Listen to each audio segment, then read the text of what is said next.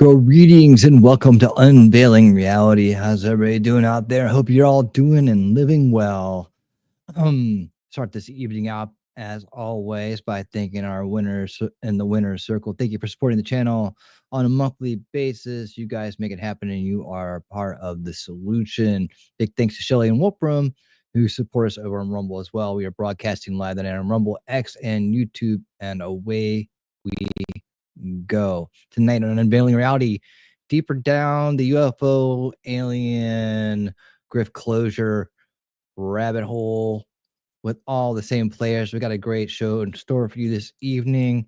We're going to take a look at a lot of things, and some of those include the some stunning revelations that sync up with what I've been saying since the beginning, that all UFOlogy is basically connected to new agey, culty type of activities and groups that are out there. As you guys know, I've been studying this rabbit hole for well over a decade now.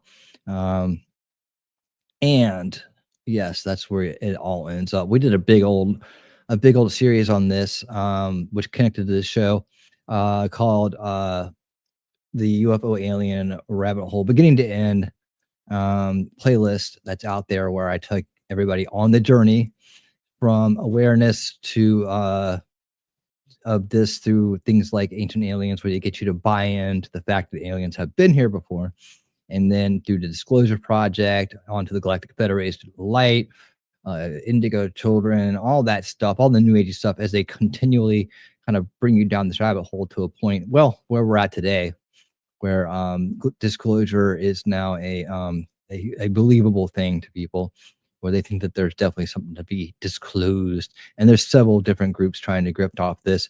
How are they connected? Are they connected? How do they play off each other? All these things are things we talk about every week here. And right now, the featured players in this game are the what was this called? The Gresh Barber group, the News Nation group, if you will, with Ross Coulthart, those guys, Lou Elizondo, all those characters over there. You have some of the and you have these legacy people that are out there, like David Greer, guy has been, the Disclosure Project, CE5, all that grifter stuff he's been doing for a long time. And of course, we have been absolutely exposing it week in and week out here on Unveiling Reality as we continue this series. And kind of brought it back. Like, we finished that a long time ago. And then since Drone Apocalypse 2024, these guys have all resurfaced, and some of them had surfaced for the first time, but we knew Greer would be back with a new grift. So we've been on top of that as well. Also, new footage. Is it new footage or is it just the same footage but reanalyzed? We'll take a look at the green egg. The green egg is back, y'all, and we'll have some more fun with that tonight. That, of course, is part of the Jake Barber story, which oddly enough, Greer connects himself to, and he is somewhat connected to it, but not to the point where they even recognize each other anymore. They, like, only Greer will talk about them. They won't talk about Greer. But there was a time when Jake Barber did attend we talked about that recently when he did attend a Greer conference, and he said he was there to co-opt whistleblowers, like, because when you're going to do that, the first thing you do is hire a helicopter pilot or a helicopter mechanic, and that's the guy you pick to do that kind of job, right? That makes a lot of sense. But then he came up with this whole thing about psionics and the psionic thing, and that's where the story about the Marine who was in the jungle after the tsunami earthquake came across this craft that was doing things, and it got evolved into several different stories. The story evolved immediately, where it wasn't drugs or anything like that they were collecting. Now they were collecting people to put them in deep underground bases and do experiments on them, and then that evolved into psionics. Oh man, it just keeps going and going. We have so much fun. I encourage you to check out the playlist I just mentioned. It is full of all that information and more. There's also the Unveiling Reality playlist, which has all of my deep dives into these different types of mind control and grifts that are out there, and also the degrifting Dr. Stephen Greer Forever playlist as well. So these are all included in those playlists. Depends on which one you want to watch. You can go watch any of them. But right here, right now, this is where we're at. Let me say hello to this awesome crowd that's out there, my VIPs in the front row. What's going on, guys? Heidi, how you doing? Thank you for holding down the Rumble side. Good to see you. Sir Frank Honor, what's going on? Wonder is what kind of cult is there it's going to be. There's a lot of them out there these days. Yeah, and I went through a whole series on cults too, and basically expanding the definition of cult into what is modern day online cults and things like that. But people seem to believe that, you know, it has to be some kind of like, you know, savior type cult. The cult has to have a savior of some kind. It has to be some kind of mean figurehead. That's a traditional kind of like cult. But they've expanded these days. You know, there's open air cults. There's all kinds of cults. I did a whole show on that as well. That's from way back, way back. You can find that on the Unveiling Reality playlist, or just in my lives somewhere way back when, a couple of years ago, maybe a year and a half ago. I don't know how long it's been, but I did a great show on that as well, talking about cults and you know, open air cults. There's open air cults. Not all of them make you give away all your money and freedom and everything else like that. Not all of them suck you in like some of these traditional cults. So a lot of them are open air cults, so you can come and go as you please. But they're still cultists in nature and action. So yeah, we'll see. We're gonna go talk about that right up front, guys. Wolfram, my friend, what's up? How you doing? Thank you for dropping these links, man. Glad to see that you have so far so good on the jury duty and have been able to be here every night. Guys, when you're here, make sure that you listen to the wolf. He knows what he's talking about. He wipes his paws, he lopes in, and howls.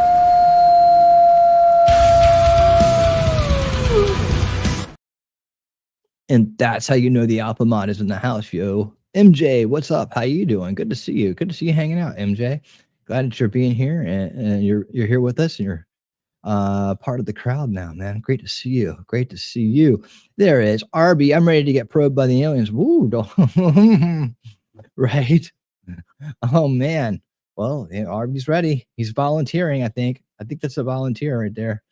And all you guys were awesome. Thank you so much for being here. And Shelly talking trash and truth. She's out there. She's out there. I know she is. Yeah, green eggs and scam. Green eggs and scam. I love it. She's out there somewhere. Big hugs to Shelly. Thank you so much for all you do. You're wonderful. Mwah. You're darling. And she gives big hugs. She's our hostess with the Moses. She's out there. She is out there. I know she is. Guys, call her in here. Give her big hugs. And let's see. Did you wear a special shirt, Wolfram? Did you wear your special shirt? Oh, it's over now. Wow, you got out of that nicely, huh? Yeah, very nicely. Very nice. Very nice. Very nice. Didn't have to do it at all. I'm wearing my wreck everybody and leave shirt. Wreck everyone and leave shirt tonight. Very special night as we are going to check out a lot of funny stuff. And not only that, but hit some different grifters that are out there as well. And see how they're connected. I'm going to show you also an old school grifter named David Wilcox. And I've mentioned him before. He's the guy who platformed and launched Drake Kent Bailey Original Q. You remember that show? That whole show is out there, where I talked about how he was the one that a lot of those 4chan trolls who created Q took some cues from, because obviously they copied exactly a lot of exactly what he was doing. And I did a whole stream on that as well. A lot of good background stuff from back in the day. Some people that might not have been aware that there was an original Q out there with the plan. Trust the plan came from Drake, and Drake was, believe it or not, part of the new agey culty UFO scene. Although he was playing like he was a militia guy when he was doing that grift. But he did manage to break Blog Talk Radio one night. He had so many people listening to him. And then when he got into the alien stuff, and people started losing faith in him pretty fast. But he also brought in this grifty group named Project Camelot, which I had to go at back in those days when I was defending patriots from being sucked into the grifts in real time, going actually to where they were happening and dismantling them. And yeah, that's how I learned about all that stuff. But that's all in that stream called Drake Kent Bailey, the original Q. And it still gets a lot of views. So that's still a popular one for being a 3 hour stream, and to drill down on that was was just what I told you about. But yeah, David Wilcox, another UFO conspiracy grifter, new agey guy. It was the one who platformed him originally. So yeah, I'll show you some stuff. We'll catch up with him and see what he's doing these days. He ain't doing too good. But I wanted to go over and start the evening out with with X. We're gonna go into X because this is where I got the cue about this, or the cue. I got this is where I got the information about uh David Grusch. Remember him? He was the one that came out, and these guys somehow get in front of Congress, which is crazy. But they waste our taxpayer money with their bullshit, saying, "Oh, well, I'm a whistleblower." Well, if you're a whistleblower, come on in. You're blowing the what are you blowing the whistle on? Shit that I made up? Okay. So anyways, he comes in and he talks about alien biologicals, and he'd seen biologicals and all this stuff. His story didn't check out. So we're going to look at some of that. And I want to introduce to you guys tonight some of the people that are out there on X, kind of doing the same thing I'm doing. I think like-minded people.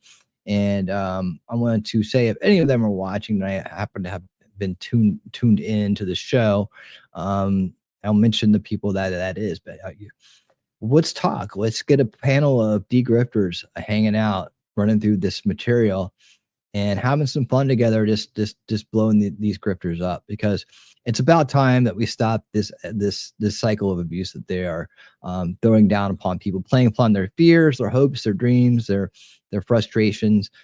These grifters will do and say anything to get people to believe what they're saying is true, and then they end up profiting off of it. That's something else we're going to look at tonight, as well as it's coming out right now that David Grusch himself will be consulting on a new Hollywood production having to do with UFOs and UFO alien disclosures, and kind of like set along the A Few Good Men line, if I understand it right.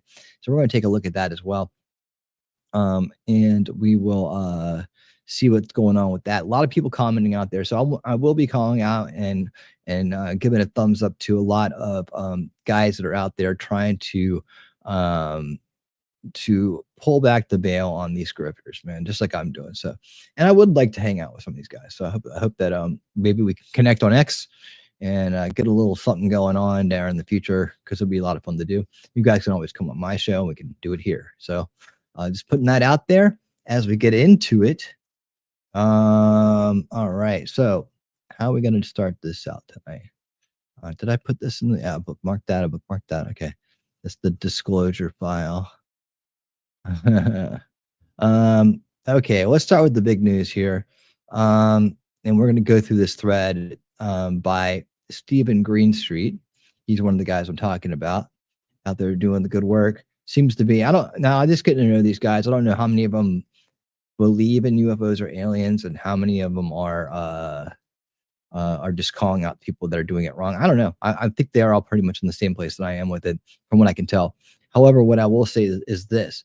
Where I stand, just for anybody who's new and doesn't know, is there's absolutely zero proof that aliens have ever been to our planet. See, you have to start there and see if you don't understand, if you can't prove that they've actually been here, then all the shit these guys are saying and doing and all the other things that people think they're seeing and it's out there, right? Those things are all obviously going to be made up because, well, aliens haven't been here. You see, you got to start with the most basic root of the entire thing. If aliens haven't been here, then none of this shit they're saying can possibly be true, right? So none of them ever prove that. They always start from a point where you already believe aliens have been here.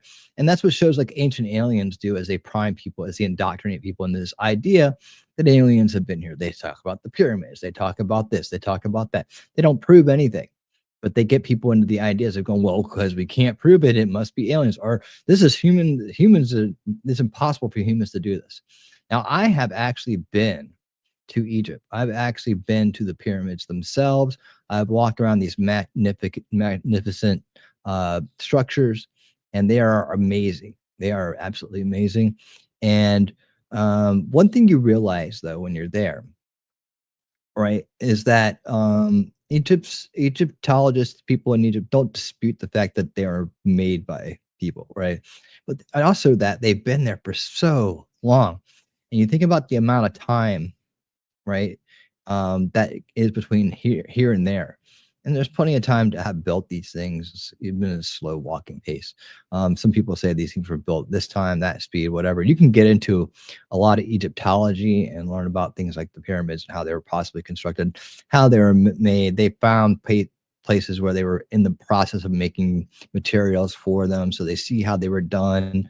And a lot of these people, like ancient aliens, come up with these impossibilities and say that humans couldn't have possibly done it. But when you drill down to people who are actually using real science and real engineering techniques to try to figure it out, they say, yeah, you can. And it's just like, they'll use the wrong materials, or they'll give you a lie. They'll say they measured these things and they're perfect angles when they're not.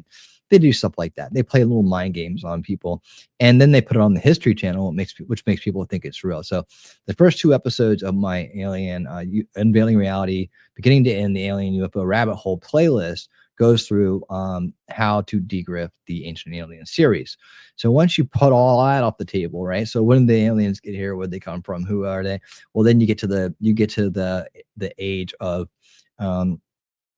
modern warfare, and when they're trying to cover up or make excuses for new technologies that are new military technologies, new planes, new warcraft that are out there, and they're trying to keep that our enemies from understanding what they are. So they let this whole well, we don't know. So with it must be a UFO, right? We can't identify it.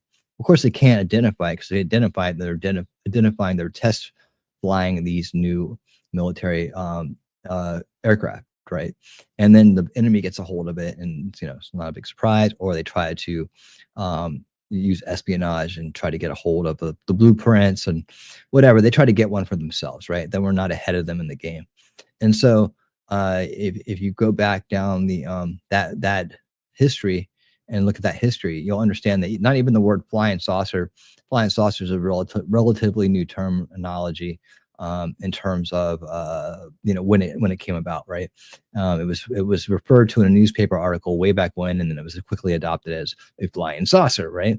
Most likely a hubcap, but a flying saucer. And from there, that's where the shape and the idea of how they fly and what they look like came from. And it just goes on from there. I mean, it's something you can do if you really want to understand it, but it's really the journey is about understanding whether aliens have ever been here or haven't been here. And we have zero proof evidence of any alien ever being here. And now with technology, people are faking stuff all the time. And then they're blurring camera lights. They're using glass panes to dance beams off of. They're doing all kinds of different things. And there's a distinct pattern to people who are faking UFO footage. And they're doing it for clicks, views, attention purpose. I don't know what they're trying to do. A lot of them, the really good ones are making money doing it, right? The really good ones are building a living out of it. Like Stephen Greer, who's now worth $6.6 million. He didn't get that by being an emergency room doctor for 10 years. No, not at all. He got that through grifting UFO conspiracies and conspiracies. I guess his conspiracy is that it's being kept a secret, and we all know about his stuff. I don't have to spend a lot of time on David Greer. I mean, Stephen. I always want to call him David Greer, Stephen Greer in this scene, because we have done the deep dives on it. We have gone through and dissected every single word coming out of his mouth, and the fantastic, hard to believe stories that he puts out there. Well, tonight I'm going to show you his big alien footage, right? Later in the show, we'll go check out old Steven and his cope and grift antics. And I'm going to show you, he was on this guy named Danny Jones podcast recently. I guess Danny Jones has these people. And the thing about it is too, is these guys get platformed all the time. Joe Rogan platforms them. Patrick Bet Davis platforms them. News Nation, Newsmax, God, it goes on and on and on. They keep platforming these guys, giving them credibility. Now, what they don't, who doesn't get platformed a lot is people like myself and Stephen Greenstreet right here, who are out there are degrifting these people, trying to stop them from abusing people. And there needs to be a space out there that where degrifters are become more popular and get better get platformed on big platforms, right? I don't know what it's going to take. Maybe you got to write books, have a coalition of sorts. But anyways, this comes from Steven, and I follow Steven now. Steven, if you're out there, you better follow me back, man. All right, you follow me back, man, and it's not follow me, but you better follow me back. All right, follow me back because you'll enjoy. I think you'll enjoy my streams, and maybe we can collaborate if you want. Anyways, so here we go.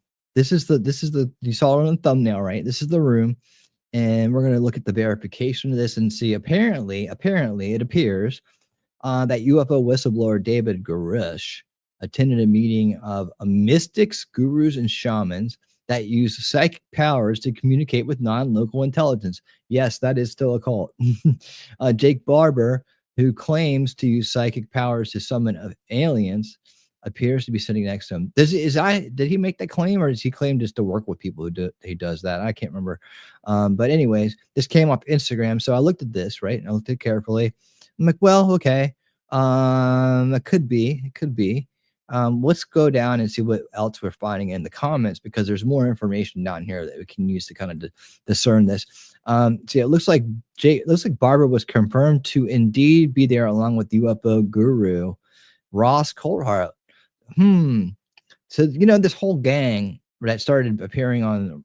Now, hold on. Here's the one thing. Ross is in Australia, so if he was really there, and I don't know where the confirmation comes from, but if he was really there, oh Jesus, Reddit, okay. All right.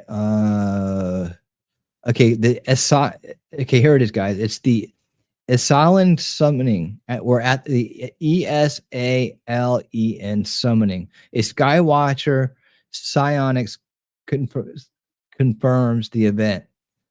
He says the NHI told me you can best understand us as coming from what you would call the afterlife. Oh my goodness, afterlife.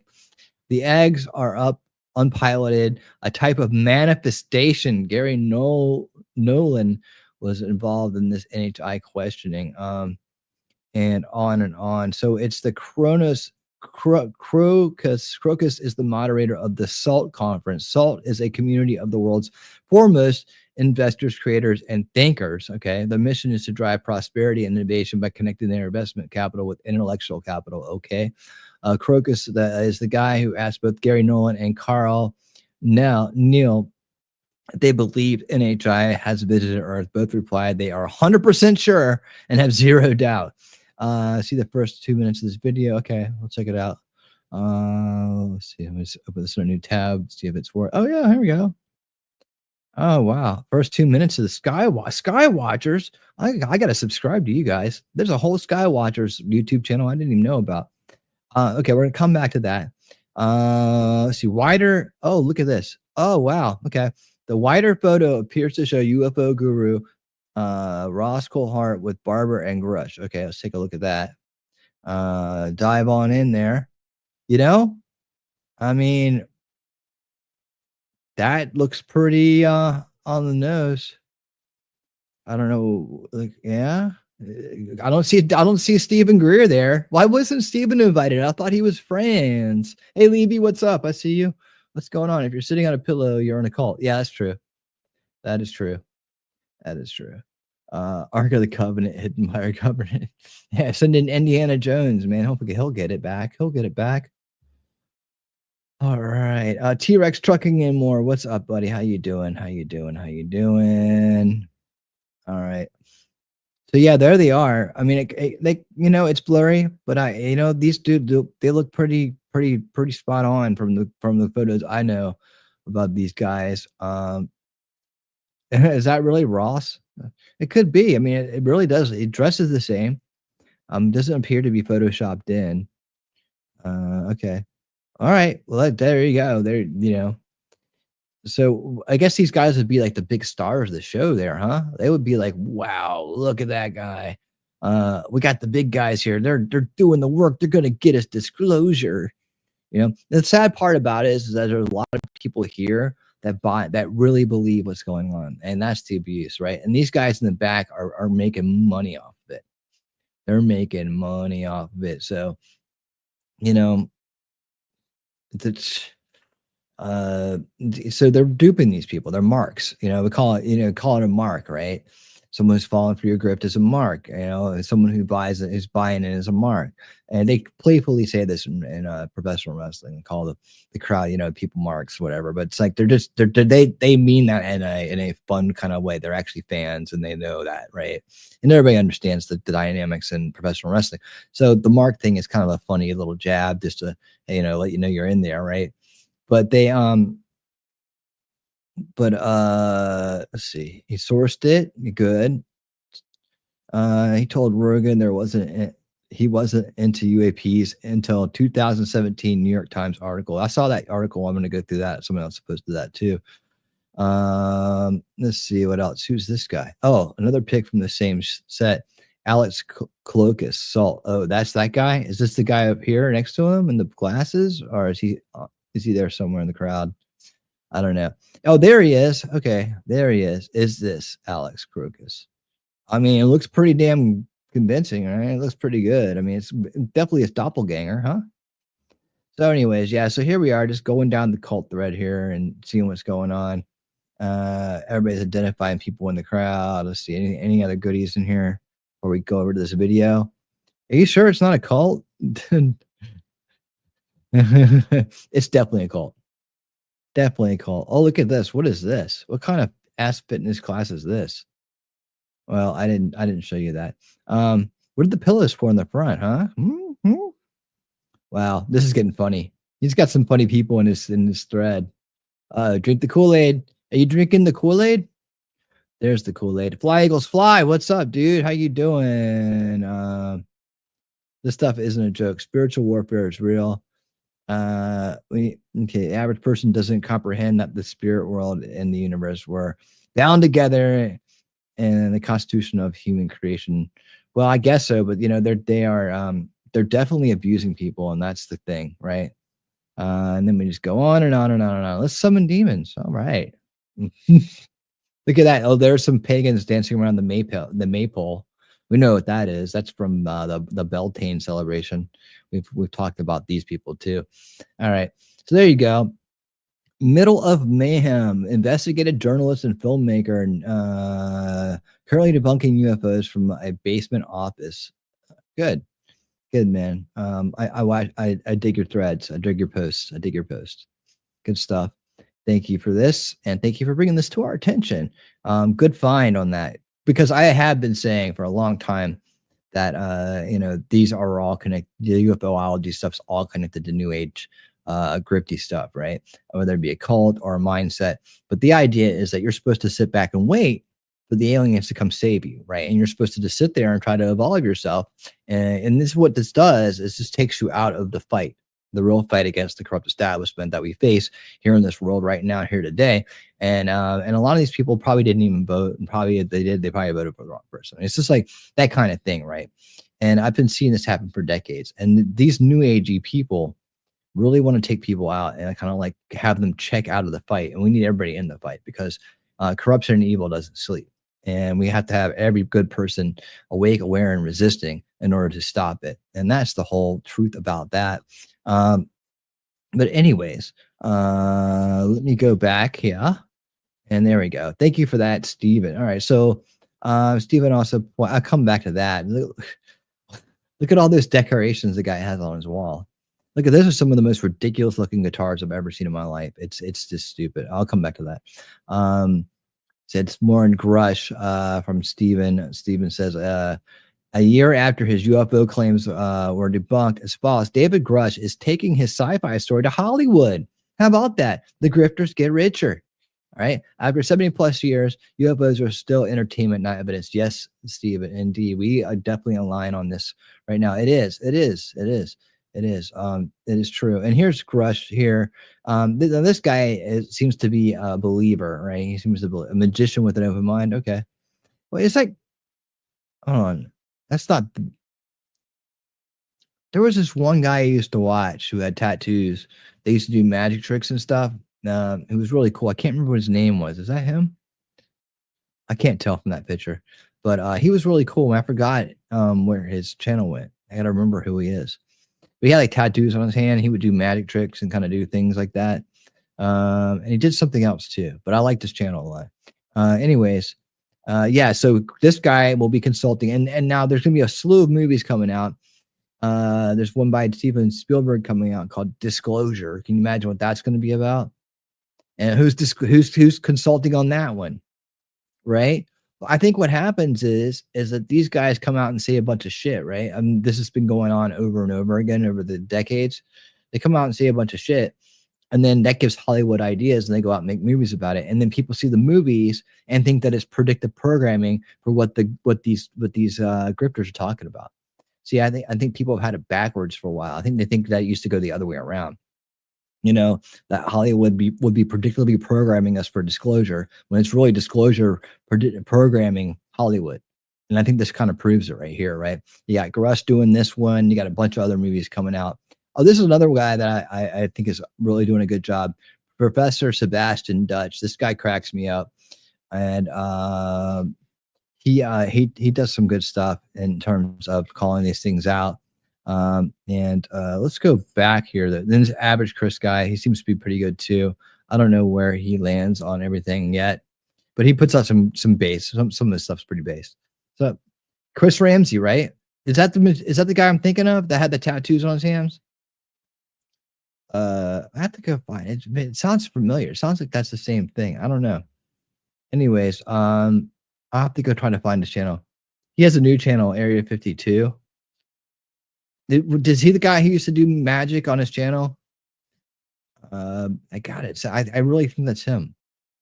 I'll have to go check it out and try to find his old stuff. But I remember he had a really good setup. Like his lighting was just awesome, and he had a good setup, and he would do all these magic tricks. Let's see. Yep, that's him. Okay, and he's the guy with the tattoos and stuff. He would do it. Yeah, okay. I like the dude. I like that dude. He's pretty cool. But is he grifting UFOlogy now? Is that what he's doing? Okay. Well, times change. Anyways, so let's take a look at this. Let's see. This is it says after seeing the post about Grusch being at a seminar with Barber and Colhart, which claimed that psionics can bring UFOs down to them, I can't help but wonder how right I was when I connected the dots about Grusch and his interest in UFOs, despite the perception he put out there. Let's see. In his public podcast run, Grusch tried to claim on Joe Rogan that UFOs weren't really on his radar. Most of his career, but behind closed doors, the DODIG, it was a different story. This drew out a response from Grusch, which he still failed to address in the length of his interest. How about that? Which he claimed 15 years to the DODIG. That's vastly different than he told on Rogan. I wonder what else he lied about. Let's see. What else does this say? Let's see. FOIA request. I see in a recent FOIA request received back in his inquiry into David Grusch's interview with DOD Inspector General. Okay. In 2021, it states that Major Grusch stated that redacted. He stated he has been studying UAPs for 15 years and that he serves as an NRO to the UAP task force. In an interview David Grusch has previously done, including those popular Joe Rogan, Grusch stated that, paraphrasing, he didn't have an interest. Okay, got that part. New insights from the interview with DOD Inspector General now show that Grusch has, in fact, on record stated that he has an interest in UFO topics for his entire career, which spans back 14 years, according to military and government service. Well, having an interest in actually doing something with UFOs, two different things. If you take 2021, can you guys hear me all right? 2021 subtract 15 years, that's 2006. And around that time, he'd be joining the military, maybe even a little. I don't know what he's trying to get at here. Proof that Grusch has lied to the public about his involvement and interest in the topic. Video here. Okay, so he's proving that he lied to him about this stuff. I don't know. I think he's lying about everything. So what are we trying to prove here? But anyways, thanks for that. So let's go to the Skywatcher thing real quick. I want to see what this has got my curiosity. And by the way, come up on the show, more egg footage and Stephen Greer's Alien. Just a reminder that we'll be getting those as the show progresses. We're coming in, we're flying in. Hey, Snipe, what's up? How you doing over there? Let me check over here on the Rumble side. How's everybody doing over there on Rumble? Slow night, but we're gonna get there, guys. We'll get there as we speed up. These guys are always doing much this interesting stuff. They're just always doing it. You know, they never let it go, right? They never let it go. Let's see. Here we go. Sky Watchers in flight. Do you believe that extraterrestrial intelligence has visited planet Earth? I think you can go a step further. It hasn't just visited, it's been There's a salt thing they're talking about right there. Salt. And this is the guy. This is the big investor guy. Jesus. Oh my goodness. a long time. What are and we, it's what are still we here. uncovering here? My name is Alex Klogus. I'm an entrepreneur and investor at SALT. And about 2 years ago, I brought Dr. Gary Nolan, who's a tenured Stanford professor, to Oh, SALT. this guy. And I asked I've him, seen this guy If you around. had to assign a probability to that statement, what probability would you assign? 100%. and that I would assign 0%. So we're on the opposite ends of this. idea that a prestigious, world-recognized scientist would make a statement that he is 100% confident blew my mind. Appeal to authority.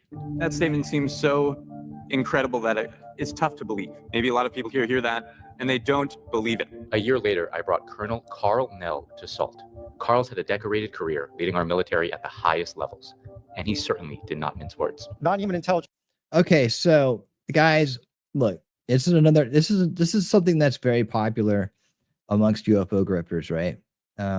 Appeal to authority, and just because someone served in the military does not put them above reproach, right? There's plenty of people that have served in the military that are just as likely to grift you as anybody else. It doesn't mean because the military somehow transformed them into these impeccable people, right? There's a lot of them, and the service itself is beyond reproach. The individual and what they do afterwards with that notoriety or that badge, like think about it like this, right?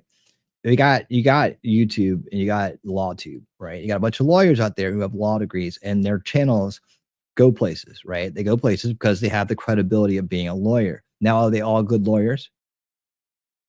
Are they all accomplished lawyers? There's I know there's somebody out there that went to law school, right? Never really did much with the law degree, but is known as a lawyer, right? And there's other people that have done very little with their law degrees, but are popular for being lawyers, right? And so just because, and their channels, their quality, their involvement in different things and what they actually focus on vary very greatly. You have somebody like Robert Gouveia who just jams on the law stuff. He's smart. He's teaching you things as you go about law. That's to me is a great LawTube channel, right? And then there's other ones that don't, and then there's people that have the title of lawyer, but I've never heard a legal word out of their mouth. So so just because someone has credentials doesn't mean that they are necessarily going to be telling you the truth, be doing a good job at describing what they were doing at any point in time. Doesn't make them it's hard to say it, but it's like it doesn't make them an expert and even in what they're doing, right? It doesn't make them good at what they're doing, and it doesn't mean that they're not trying to grift you. Fair enough. That makes sense. Okay, good. All right. So here we go. Let's see. And that's from a veteran right there. See, it's like this because these guys they put on a uniform, they go out there and they get on the show. After the military, I guess they're trying to figure out how to make some living too, or doesn't mean they have high morals just because they were in the military. It just means that they serve our country, and that should be respected. But it doesn't clear them, doesn't give them. So this appeal to authority, and that's my point. This appeal to authority that this guy's using already makes me question the logic of his premise here. Let's just go. It exists. Non-human intelligence has been interacting with humanity. This interaction is not new, and it's been ongoing. How confident are you that that is true? There's zero doubt. What if we find out that this Salt guy, with all of his money, right, who evidently maybe was at our funding, you got a lot of money, you could do a lot of things. What if we find out this Salt guy is actually the top of the pyramid? You know what I'm saying? What if we find out that he's one who's funding Grusch and funding Barber and funding, and maybe funded that bad egg video? I don't know. What do we find that the salt is really the one running the psyop here behind everything? And it's not for any other reason than to make money, right? Or maybe just an interest. I don't think that I don't think any of these people believe what they're saying, honestly. I really don't. I've yet to be convinced that these people believe anything they're saying. And when you see their evidence come out and them buying into it and trying to sell it to us, that's the other thing. And it's like that just, to me, it's just like red flag, red flag, red flag. And I'm sure a lot of other people out there feel the same way. But it's just like, it just came to me. Here, look at this expensive conference here. You got this big background. You got some military guy on, right? You got your logo just flashing everywhere. Salt, salt, salt, salt, salt. What if this guy is the guy, the hidden funder, the hidden power behind these UFO grifts? And maybe the reason why Greer it takes the approach he does and is denouncing some of these people, but not all of them, some of them. Like, he doesn't like Ross, he doesn't like News Nation, right? And he's saying that, you gotta listen to me, my version's right, not theirs. They got this mixed up. They're being misled. They're not, we're going to listen to his cope later, right? As he talks about why disclosure didn't happen and among other things. But his evidence sucks too. But maybe he wasn't invited to the party. So he didn't get any salt, but it just made him more salty. I don't know. If their statements are true, it completely defies our current understanding of reality. The problem, however, is that both Dr. Nolan and Colonel Nell, they're kind of secondhand sources. And so we continue to push further. And ultimately, we found those primary sources. We found folks that are actually on the crash recovery team. They have been around, they have held, and they have transported supposed craft of non-human origin. Their claims are so bold and extraordinary that they truly are tough to believe. So we set up an initiative to go one step further. Extraordinary claims require extraordinary evidence. At Skywatcher, we've set out to prove it.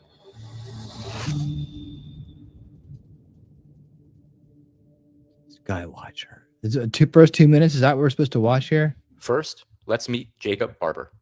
Jacob Barber is a dedicated patriot who has served his country for 30 years. It's a winning speed. Working both overtly and covertly for multiple agencies within the Department of Defense, the Department of the Interior, and the private this is what it's all about. Jake was recruited into Air Force Special Warfare in the 1990s and then transitioned to the broader intelligence community as a contractor in the early 2000s. Hey, hang out over here. What's Hello, going on? Jake. Rumble? Hello, You Alex. all right? I really appreciate you sitting down to have a chat. Man, absolutely. I appreciate you giving Where are me you the guys at? invitation. In the middle of the So, fucking Jake, woods? Do you believe? Oh my God! that Look a behind him. There's aliens. I saw them. higher form of non-human intelligence has been visiting this planet? Absolutely. Well, yes, I do. 100%. Yeah, And but when you do. make that look, they're claim- behind them. See, look, there's the aliens right behind them. Look, aliens visit set as interview it goes on between whistleblower and a massive mega funder. And Jake, how confident are you that claim is true? I'm 100% confident that claim is true. Oh These my people goodness! and their oh things. boy! Yeah, right? Yeah. Well, let's dive into that a little bit. So Okay, can you bring an alien out here and put him in front of me right now? you were involved in some form of crash recovery projects that Yeah. involved frontier Some form of it. experimental tech from the U.S. government. It's some So form. the crash part of it, crash sounds like something that's unintentional, let's say. Yeah. So the reason you would have a crash recovery program to begin with, a broad crash recovery program, you wouldn't set up a program like that in order to go get exotic or non-human aircraft. So teams are set Why up wouldn't and you? trained and outfitted with all the tools and techniques and training, 3 Ts, in order to facilitate that mission. So if hypothetically something ridiculous were to happen and something of exotic nature were to crash, you're going to call the people that have the most experience with that, and they're going to be the ones you deploy. And I'll add a 4th T to that, which is trust. And because of our particular past and history, we had the trust of the U.S. government, and we were deployed on particular tasks, which included the recovery of exotic craft of non-human origin that were connected. If I could interject there for 1 second, what about the craft made you so certain that it was non-human in origin? Well, first of all, it was the Get reaction to a few minutes of of this. our entire crew and our leadership structure. So it was atypical from how we would communicate and treat any other crash recovery. And then the object or technology itself was something that was inconceivable as being man-made from my Inconceivable. perspective and the perspective of my teammates. And then What made it inconceivable though? inconceivable was Inconceivability. that visually Yeah, inconceivability. completely abstract. Yeah. But abstract in a Oof. very specific way. And what I mean by saying that All right. is it's abstract with a consistent public idea of what an Scott Hot abstract Deck, what's aircraft up, man? I didn't say hi to you. What's So going Jake, on? I mean, How you doing? How you doing? what does that mean, man? What when you say abstract, you say there's something. All right. Enough of this guy. Enough of this bullshit. I'm a huckleberry. Who produced that video? This guy right here on the screen did actually. This is the Skywatcher, and it's got a Skywatcher channel. And this is the dude, Crocus,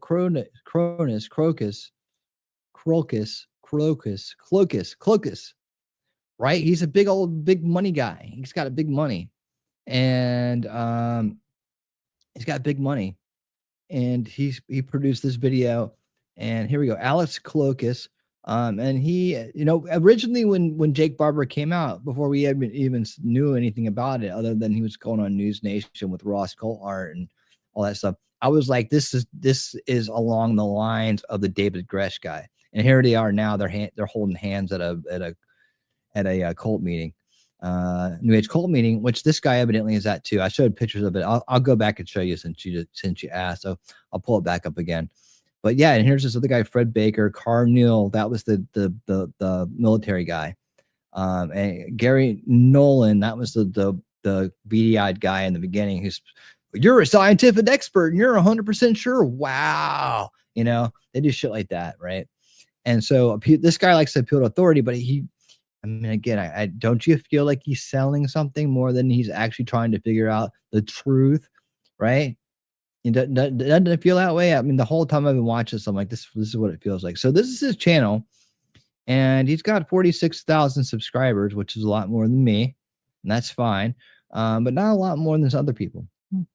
Anyways, and looks like they've got some videos, and they are trying to prove this stuff. Very exciting. It's all very exciting.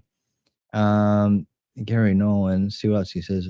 Please take the production approach of 60 Minutes and refrain from the sensationalistic X-Files _ Yeah, good luck with that, pal. Good luck with that. They ain't gonna do that. That's the whole thing. That's part of the grift, the sell, right? So let's see. This guy had this whole interview with him. When is this from? January 28th. Okay. 28th. Did he show anything that Ross got on his thing? No, it's the same. This is psionic stuff. There's the Nolan guy. I think a lot of this we've been seeing or it has been rehashed, but like I said, what if this is the guy who's funding all this stuff, like behind the scenes, and what's it leading to? What grift is it leading to? All right, we'll come back to that maybe one day if we need to. Let me pull back up something to show my friend Imar there.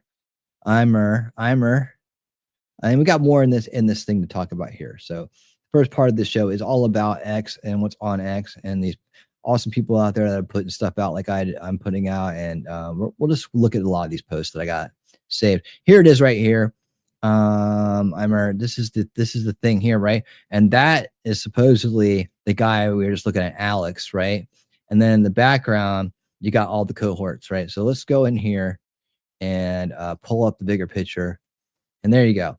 There's Ross, and there's Jake, and there's Grusch. There's all three of them sitting here at this psionic kind of meeting. Everybody's on pillows. It's a nice room, really nice room. You can tell you walk in there, it feels kind of cool, right? It's got nice wood. It's so clean.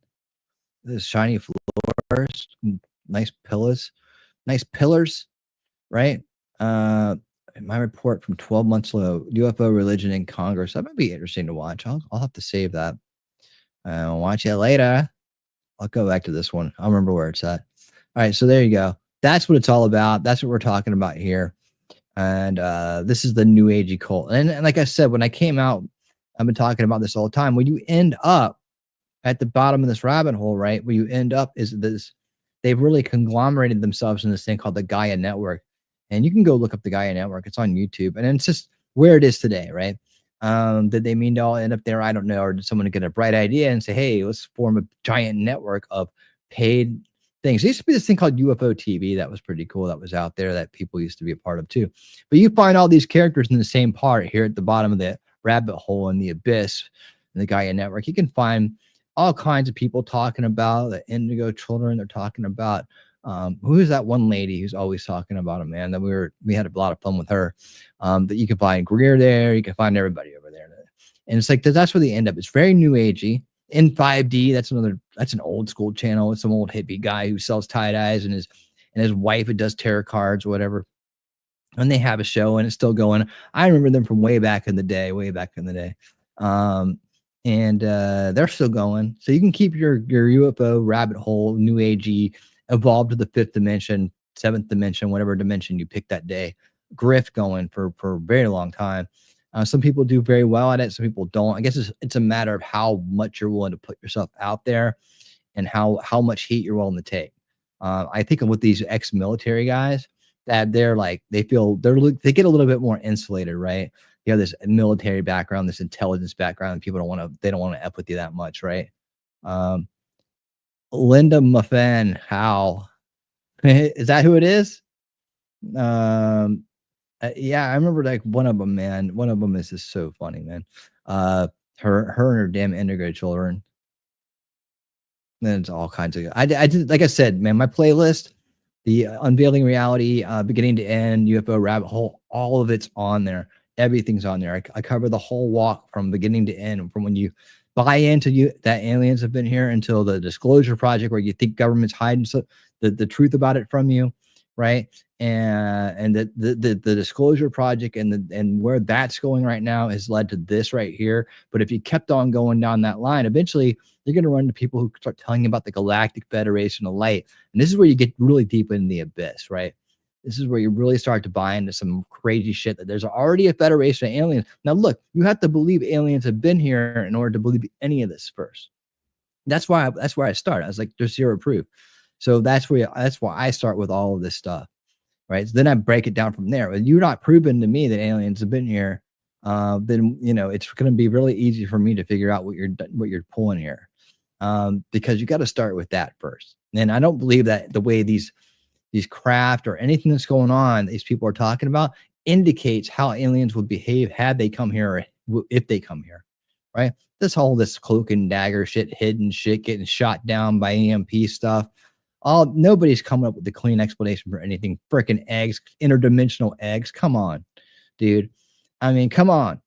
And what I feel bad about is for these people right here that are sitting in this room, and now they're buying into it, and they're big boys and girls. They can, but some of them are just not capable of discerning information. And these guys are like someone who's taken advantage of you with a different product is completely abusing them, and they're totally allowed to do it. But yet they get all the way up to Congress and places like some of these people do get all the way up to Congress and sit there and waste our time talking about shit that ain't true, getting us to waste our taxpayer dollars to looking into shit that ain't there.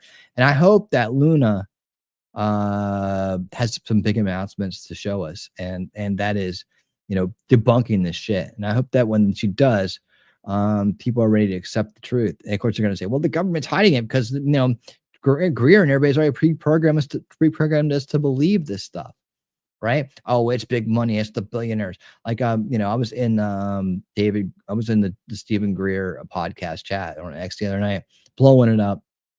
And there's some real mind control victims in there. And they were calling me they thought I was a billionaire. They thought I was working for the Skunk Works. Dude, that was so funny. Next time I go into one of his podcasts to go raise hell in his chat, I'll let you guys know. You guys come with me. All right, we'll have some fun. But they were calling me out, and they were like, "You're just doing these billionaires tell you to do," and I was like, "Well, you're just buying into a millionaire's grift, right?" And it's like I tried to get through to them, but with the financials of it, realizing, you get your big declassification debriefing that you send to the Trump only cost you $40 for the paperback, and you get the hardback. It's probably the hardcover. It's probably even more, right? You can go on his sea cruise. He sold out a goddamn sea cruise, right? Probably full of these people here. Who knows? You know how much money it costs to go on a cruise? You know how much when you have a cruise? I told you guys this, and musicians, like bands, like big bands that have a big following, right? Especially like a cult following of people that go from show to show with them, jam bands and bands I was running with. Dude, in fact we almost put a cruise on.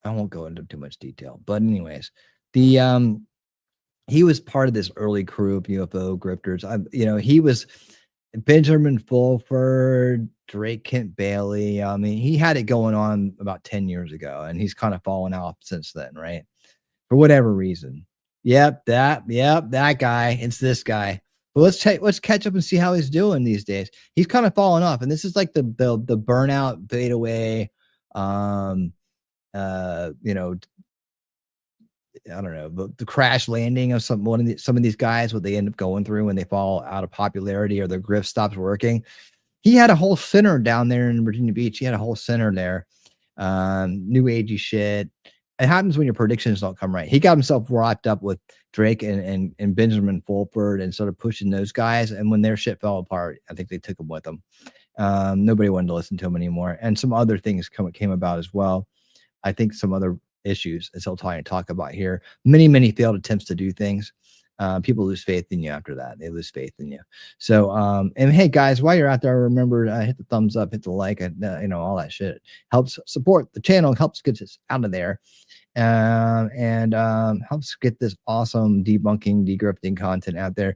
Like I said, I'd be way more popular if I was promoting this stuff, but I can't abuse people. Blue alien chickens. Yep, they're everywhere. They're everywhere. There you go. Thank you for that. Well, remember to listen to the wolf. He knows what he's talking about.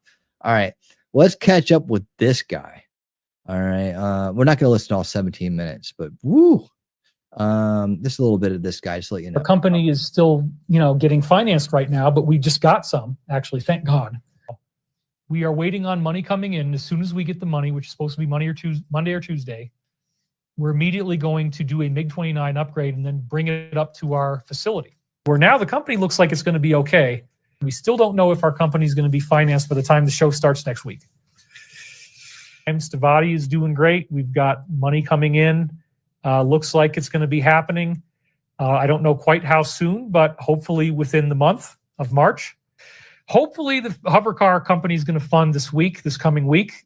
There's maybe a few deals that might happen, but every single deal we've ever tried to do has not worked. So we've had 20, 30, 40 different deals that we got really close to the front line. Stavati, our aerospace company, it looks like we're getting some deals coming in. There's actually about 4 or 5 that are really amazing. Yeah, so we've had some really great things happen with the company. I'm not worried anymore. There's some loans that have lined up at different levels of size. The DS keeps hammering. All these years, that guitar's been sitting in the same damn spot. Us down. We haven't been able to close on a deal yet. And so, the financial thing is still a big deal, big problem for us. I'm not even worried anymore. I mean, we might have a deal by Monday or Tuesday. And as I hopefully get my company financed, it looks very good now. We have 3 deals that are extremely close. So I would imagine by the end of May that I will be capitalized. I mean, I hope we get a deal really soon so we can get on with making free energy and anti-gravity. That would be really nice. We're lining up investors. We haven't got them yet. Free energy and anti-gravity. Friday game. I mean, you have dinner with these guys. They tell you that you're going to make all this money. They get you to invest, which is usually what it's about, and then the money is coming and it's always Tuesday or Friday. We might have a deal tomorrow. We are now that close. We're looking at somewhere between 22 to 24 million. We are about to get funding though, and there's a couple other sources that popped in this week, both of which could be, over. You think at the tail end of all this, he's also saying, well, you can donate to around or over 100 million. So you'll be able to live without money. If you want to go be an artist, you can do that. That's what my company's working towards. Yep. Just invest in us, man. All your dreams will come true. I promise it will. Guys, if you want to, mine's better than his. Mine's better than his. Your dreams will come true, and everybody you know's dreams will come true together just because you invested, right? Like I said, you'll have alien friends. You can just DM them. Promise. That's why it's so amazing. We're finally getting funded, getting lots of followers, making money, who's actually taken their money and invested it directly into something like this. As far as I know, I'm the only one. Yeah. Where I've actually made these tangible steps. We have a real military facility. We've been keeping it alive. They got a real military facility, guys, a real one. Wow. He's there in Virginia Beach. He's there in the Tidewater area. and he can find. I mean, we got all kinds of military facilities around there. You got a Fort Story, you got Oceana, you got all kinds of things going on there. And yeah, he's got a real one. He's got a real one. 5. Now we're finally going to get funded after all this time. Oh, but he's part of the. We are closing up He goes back to those days. our loan. We're expecting to have it come in very He's soon. old school. We're supposed to get our loan. Oh my God, he's got a tuxedo on. Now it's supposed to be Wednesday because You know why? He's late for his shift as a waiter. one of the groups had 3 days off for July 4th. That's fine. Down at one of the hotels. And our company is going to get off the ground, which is now happening. We have 3 different loans coming in. We actually have 3 different purchase orders coming in. 3 different POs. So we're really close now to getting financed because we are about to get funded. But until we do, it's a nail biter. You know, we're waiting on our company to get funded. We've had a lot of DS interference, but now things are finally coming together. And it looks like we're very close to both purchase orders and investors coming together. We did have an investor who kept telling us the money is coming. It turned into a Tuesday, Friday game. It was very frustrating. Was his name Gary Lamb? So I was believing her, and I told you guys, oh yeah, we're about to get funded by so-and-so date. Well, all those dates have come and gone. But she actually finally found us a new guy we spoke to on, I think it was Thursday after our board meeting. We spoke to another person through a different member of our company on Friday. And these guys are the real deal. So we're now looking at a short-term bridge loan, somewhere between maybe 5 to 15 M. I'm only doing this till we get funded, which might be later this week. My company probably is going to get financed this week. We've got some great things going on. This is hilarious. And once we get funded, which is hopefully going to be on Friday. So Chris comes in, tells me about Dr. Timothy, and shows me, he emails it to me sitting at my kitchen table, a signed agreement that the agreement says is irrevocable, that Dr. Timothy is going to fund us for $500 million. Why not? Why wouldn't you fund David Wilcox for $500 million? But we're probably going to get the first 27 this coming week. Dr. Timothy just wants it to go directly to us. So yeah, we're going to get the company funded. We have a very, very large group coming in that might even go up to 5B. We don't know exactly what they're going to do yet. 5B, but somewhere between 500M and 5B. $5 billion. Wow, David, you're just doing so great. And they're going to give us a term sheet in 2 weeks as of last Thursday. So that's like September 6th. You know, I've had to help Stavati out again, because we have one deal is supposed to hit on Tuesday. We have another deal that could be very, very large is supposed to hit on September 15th. And that's a whole investment group. And they are the ones that are potentially going to go up to $5 billion. Yeah, we're going to get $5 billion any second here. For us. Stavati, our aerospace company, is very close to getting funded, but it's not there yet. Aerospace company. What qualifies you to have an aerospace company, sir? And until we really have the money, we're in super big trouble. So we have like a $5,200 insurance payment, or we're going to lose our insurance. Is coming in on Monday. But you got all this money coming in. I might have to cover that one because, again, I'm like the only person in the board who can usually cover these expenses. I think you're the only person on the board, actually. Problem. But we're very close to getting funded, and we have 2 deals that are both very imminent. And one of them could potentially, we don't know exactly what they want to do, but it might go up to $5 billion. Can we get an update on the funding? Yes. Yes. There's been some staggeringly wonderful updates on our funding. Yes. And I don't know how much I want to go into right now, but it looks like, is this like every day? I was like waiting for him to hit 25. This just goes on and on and on. Is this every day he's just talking about the funding? Let's jump ahead. Oh my goodness. Now we're into November. What the hell is the other one? More funding? Hold on, let's go here. I'm very excited. My ex-wife is very excited because she's been bothered by this too. I bet. It's just like, where's the fucking alimony, David? David, where's the alimony, David? Where's my alimony, David? So let's hope that it happens. But again, we signed it. There's no reason why it shouldn't happen. Save his marriage. We privately raised the money we needed to close the deal. We paid them. And I am so excited, you guys, because it's the end of us being totally broke. Yeah, I guess that might be a little bit too much to say, but I'm willing to say that. And our company's about to be funded. We had a great appraisal yesterday that will come in around $30 million. And they were supposed to be coming out the week of Valentine's Day. And I was going to go out there and meet with them, but now they've delayed it because financially. So, you know, they keep asking. So I may do that. We're about to get funded. Things are happening. So life is going to keep on cranking. Savati's first certifiable deal was exactly not any. This is funny. That was hilarious. Thank you, Professor. That was a good one. Right? He should have gotten in touch with the USAID. Yeah, a little late now. Oh man, if only aliens had told him about that one. The company is still, and like this is all him trying to do it himself. He's not even talking about aliens anymore. All right, I have to pull this guy up. Tupacabra. How deep are you willing to go? Not that deep, bro. That's not grifter deep. No. You guys see what he's got there? You guys know what this is? Just pull it up. 4,000 people like this.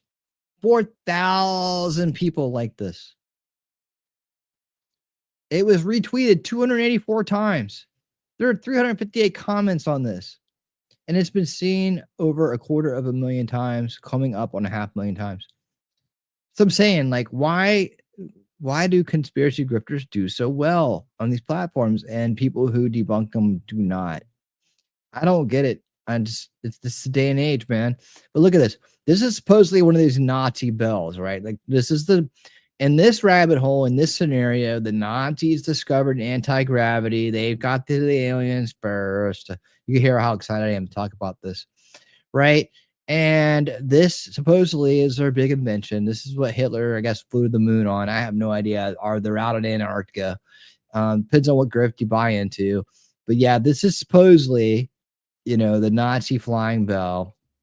It's a flying bell. It's got a Nazi sticker on it, and it can fly. And because this is a practical vehicle. This makes a lot of sense, right? It's a very practical vehicle, and this thing evidently can, use anti-gravity and fly around. So yeah.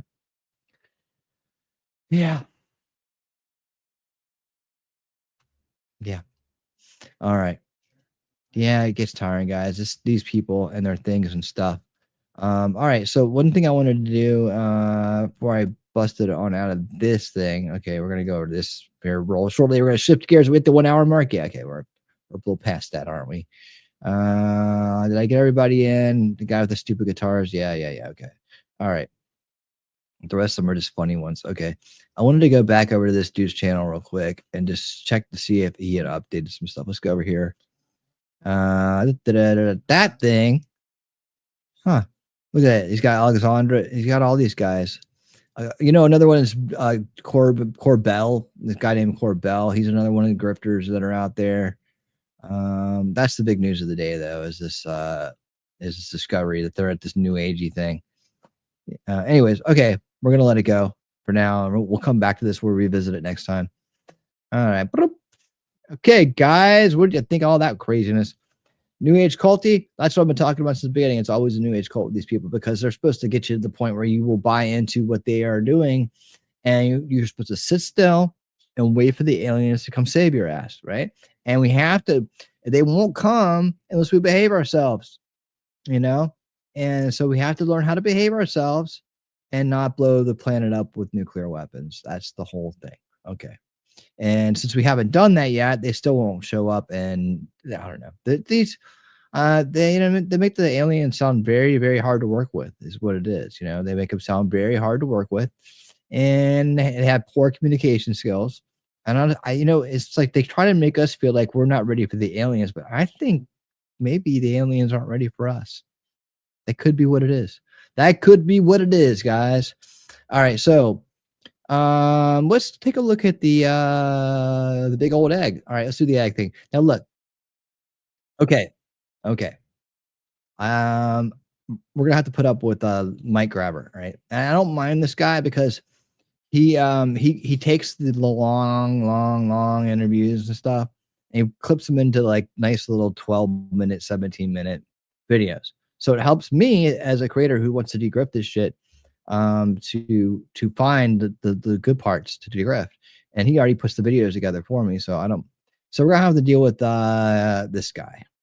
But he seems okay. Like I still don't quite understand where he's so neutral that I can't figure out whether he's pro UFO or anti or whatever. I don't know where he stands. I think he's pretty much pro UFO. Like he buys into it, but he's got this really bad habit of grabbing the mic and sticking it all the way into his mouth. And I understand. I don't know how long he's been doing this or what his background is in.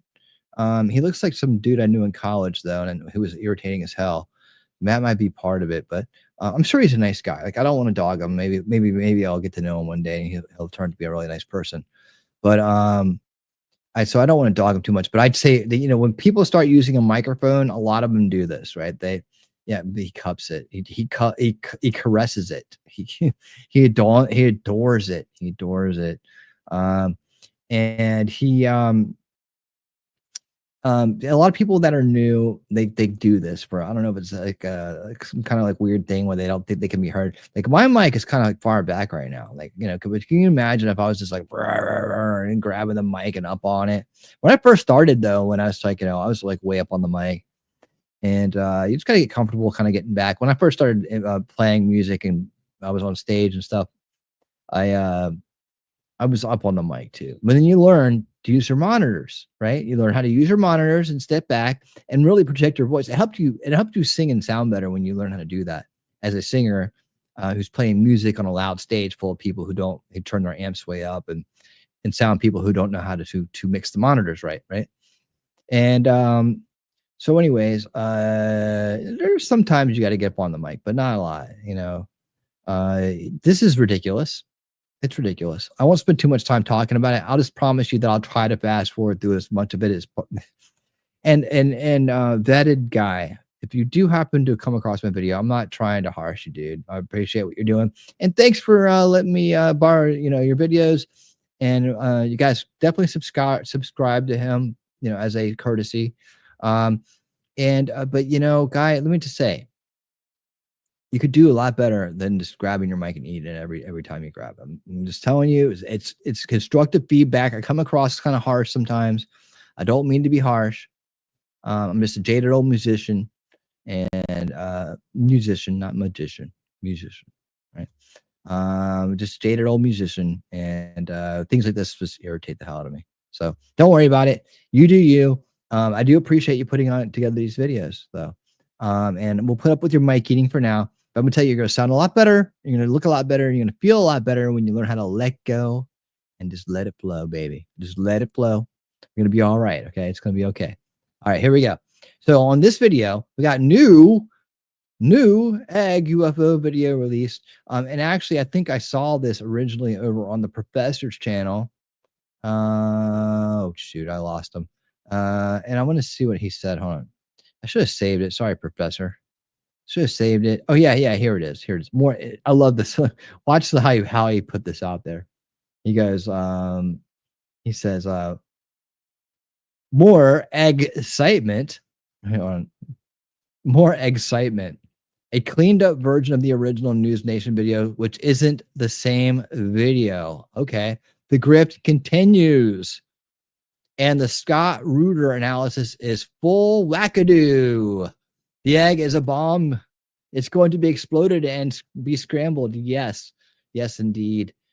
Indeed. Let's see. Exclusive contemporary UFOlogy is full of LARPers. And my favorite has got to be Chris Bledsoe. Oh, my God. Yeah, the Chris Bledsoe and his family. We talked about those guys last week. He cures the sick. He speaks to the Virgin Mary, and he informs us when exactly Jesus will return. Here is a camera still he took of a comet sent by God. It's a rocket.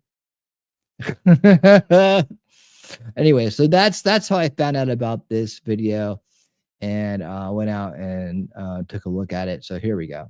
Thank you, Professor. Again, like I said, I would like to have some of these guys on this show. So if you guys happen to come across me or see my stuff on X or YouTube or whatever, send me a DM on X, and let's connect and let's have some fun. Let's have some fun talking about these LARPers, these grifters. All right, here we go. This is the dude who eats the mic, and then we're gonna go a little bit further. That's the original, right? You guys all remember this. It was a big night here.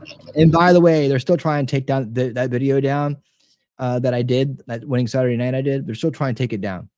and I've gone to the point where I've appealed it, because if I take it, if I let them block it and I don't appeal it, the video is no good. So I might as well just take it down. So if they do not, if they come at me on the appeal, I did a great job on the appeal, wrote it very nicely. Grok helped me, but if I lose the appeal, they'll delete the video. So it'll be, so it's useless anyways. It's blocked. So I'm like, well, go ahead, freaking take it down yourself. You know, you already have pretty much, and I didn't do anything wrong. Damn it. All right, here we go. The old helicopter. So it turns out there's a much cleaner, better version of that video that got released.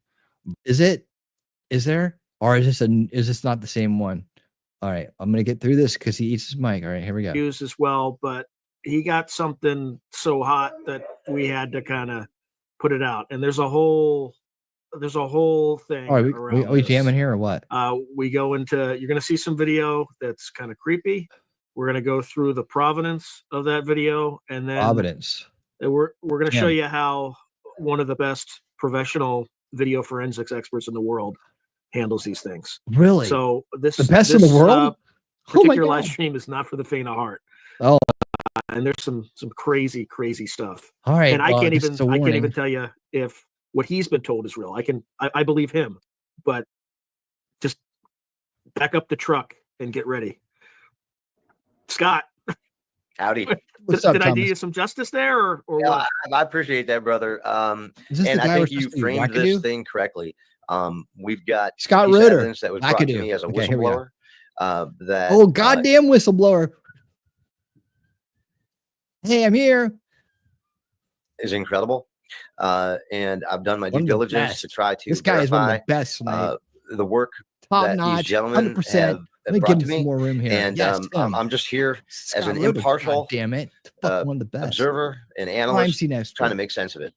Before we show this video, walk us through how it came into your position. And I know this is going to be frustrating for people, but if this guy had glasses on, he could be potentially criminal. Like either Scott nor I want to get sued, so he's not going to use names. He's not going to use names. Okay? Yeah, I thought I was going to use some names, but after advice of counsel, I'm not gonna. I don't. Does anybody believe that he actually talked to a lawyer about this? I think I can, because the nature of it is very sensitive, and it's spectacular, and it's inexplicable. And it shook me a little bit, and I really wanted to see if it's real. And did it shake you all night long? I'll save it at the end, but I think to start off, this gentleman had kind of came to me out of the blue about a year ago. Out of the blue. That's how it usually happens. With some this gentleman came on him out of the blue. Well, that kind of party, huh? Incredible claims of his technology being able to demonstrate. Who the hell's singing in the background? Shut up. All right, so stay with me, because this story is going to get bonkers. All right. I'm sorry, but every time he comes rushing in with the microphone in his mouth, it makes me laugh. Oh, geez. Okay, go ahead. It's literally in his nose right now. So again, just to recap, that egg UFO video from News Nation was released back in January. Right. Okay. Now they're saying there's a brand new cleaned up version of this same video. That's very important that is made clear. Okay. The claim is the video I'm about to show you is allegedly the same video, but just way cleaner. Right. Okay. And pay attention because you've done your I think job. you have to re-upload it because I only see the I thought the cleanest good stuff, guys. Version of that egg video that I've seen. The clean egg. I actually even called it. You know, if you clean eggs, you got to put them in the fridge. And if you don't clean them, you can leave them on the counter for quite a long time. Isn't that right, Shell? The clean egg video. So I just uploaded it there. If you want to play that for everybody, to get everybody associated with what we're looking at here. So let's look at this image for that. Oh, look at the clean egg. Hold on. Does that clean egg have a nipple on it? Look. You guys see what I'm saying here? Let me get over here. In fact, I can join them. Look, I'll join them. Hello, I'm part of the scene now. All right, look. Look at me. I'm on with the greatest guy in the world. What's this over here on the time? What's this right here? I guess it's just where it's connected or something, part of this stupid thing that's supposed to be holding this egg on.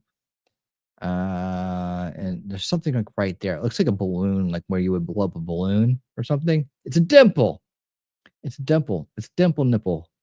Crime scene expert, aka someone who has created crime scenes. What do you guys think this is? Is there a giant chicken out there? Okay, so notice the light too. See this light right here? Then you see how he's done some stuff with this, right?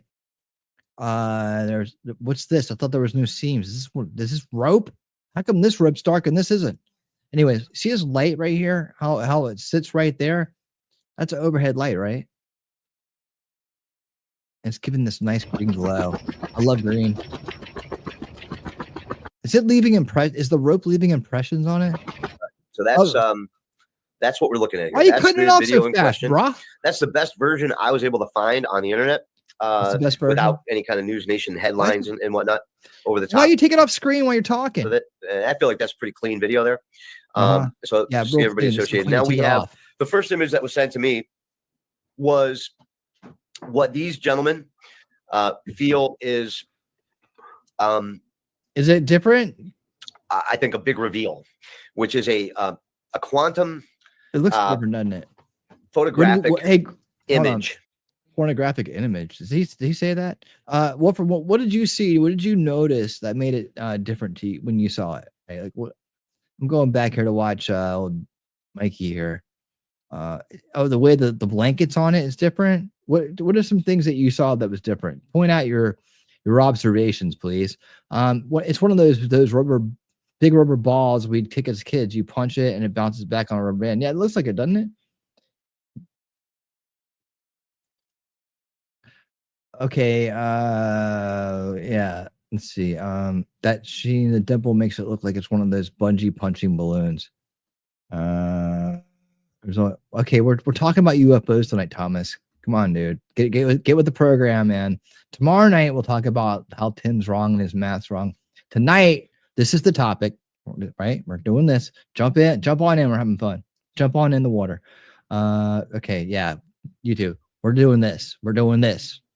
All right. Of a still frame of that egg as it sits on the ground. All right, so there's a lot to unpack here. Now, don't worry, I have just the video by itself that I'm going to play here in just a second. Okay, I'm not this worried. Cleaned up egg, video, version, whatever, cleaned up egg video. Well, right? it's important. We'll talk about it tomorrow, dude. These gentlemen are claiming that. Help us with this analysis right here. Video, right? Scott Roeder. He is claiming that this is the same video as the news. Listen to that helicopter. That sounds good, doesn't it? Sounds like a rotary engine, like one of those old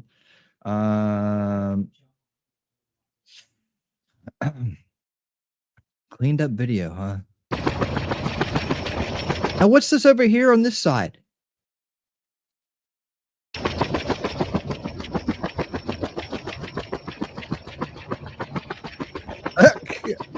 There's where it rolls. I mean, it could be the same video.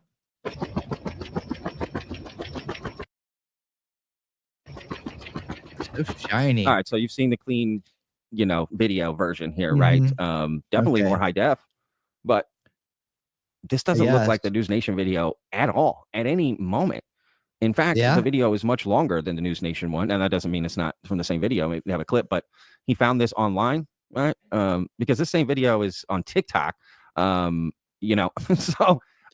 look, here's a side by side of both the videos, and you can see these are not even the same. The only thing that's similar about it is the green, the rope, the egg, I'm liking it. You know what I mean? But look at it; it's not even the same video.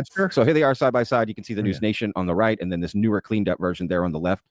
I mean, nothing about this is the same. Even if you were to zoom in on the News Nation one, you know what I mean? It's not even close to the same. Yeah. Well, here's another thing, right? Look at the distance between the little blankie. It's got the little egg blankie, right? You see it? It's like it's not even like it's not that far at all. You got a little egg blankie on this side and egg blankie on that side, right? And then on this one over here, well, there's a big old gap going on right around here. It's a big old gap. So this isn't the same at all, is it?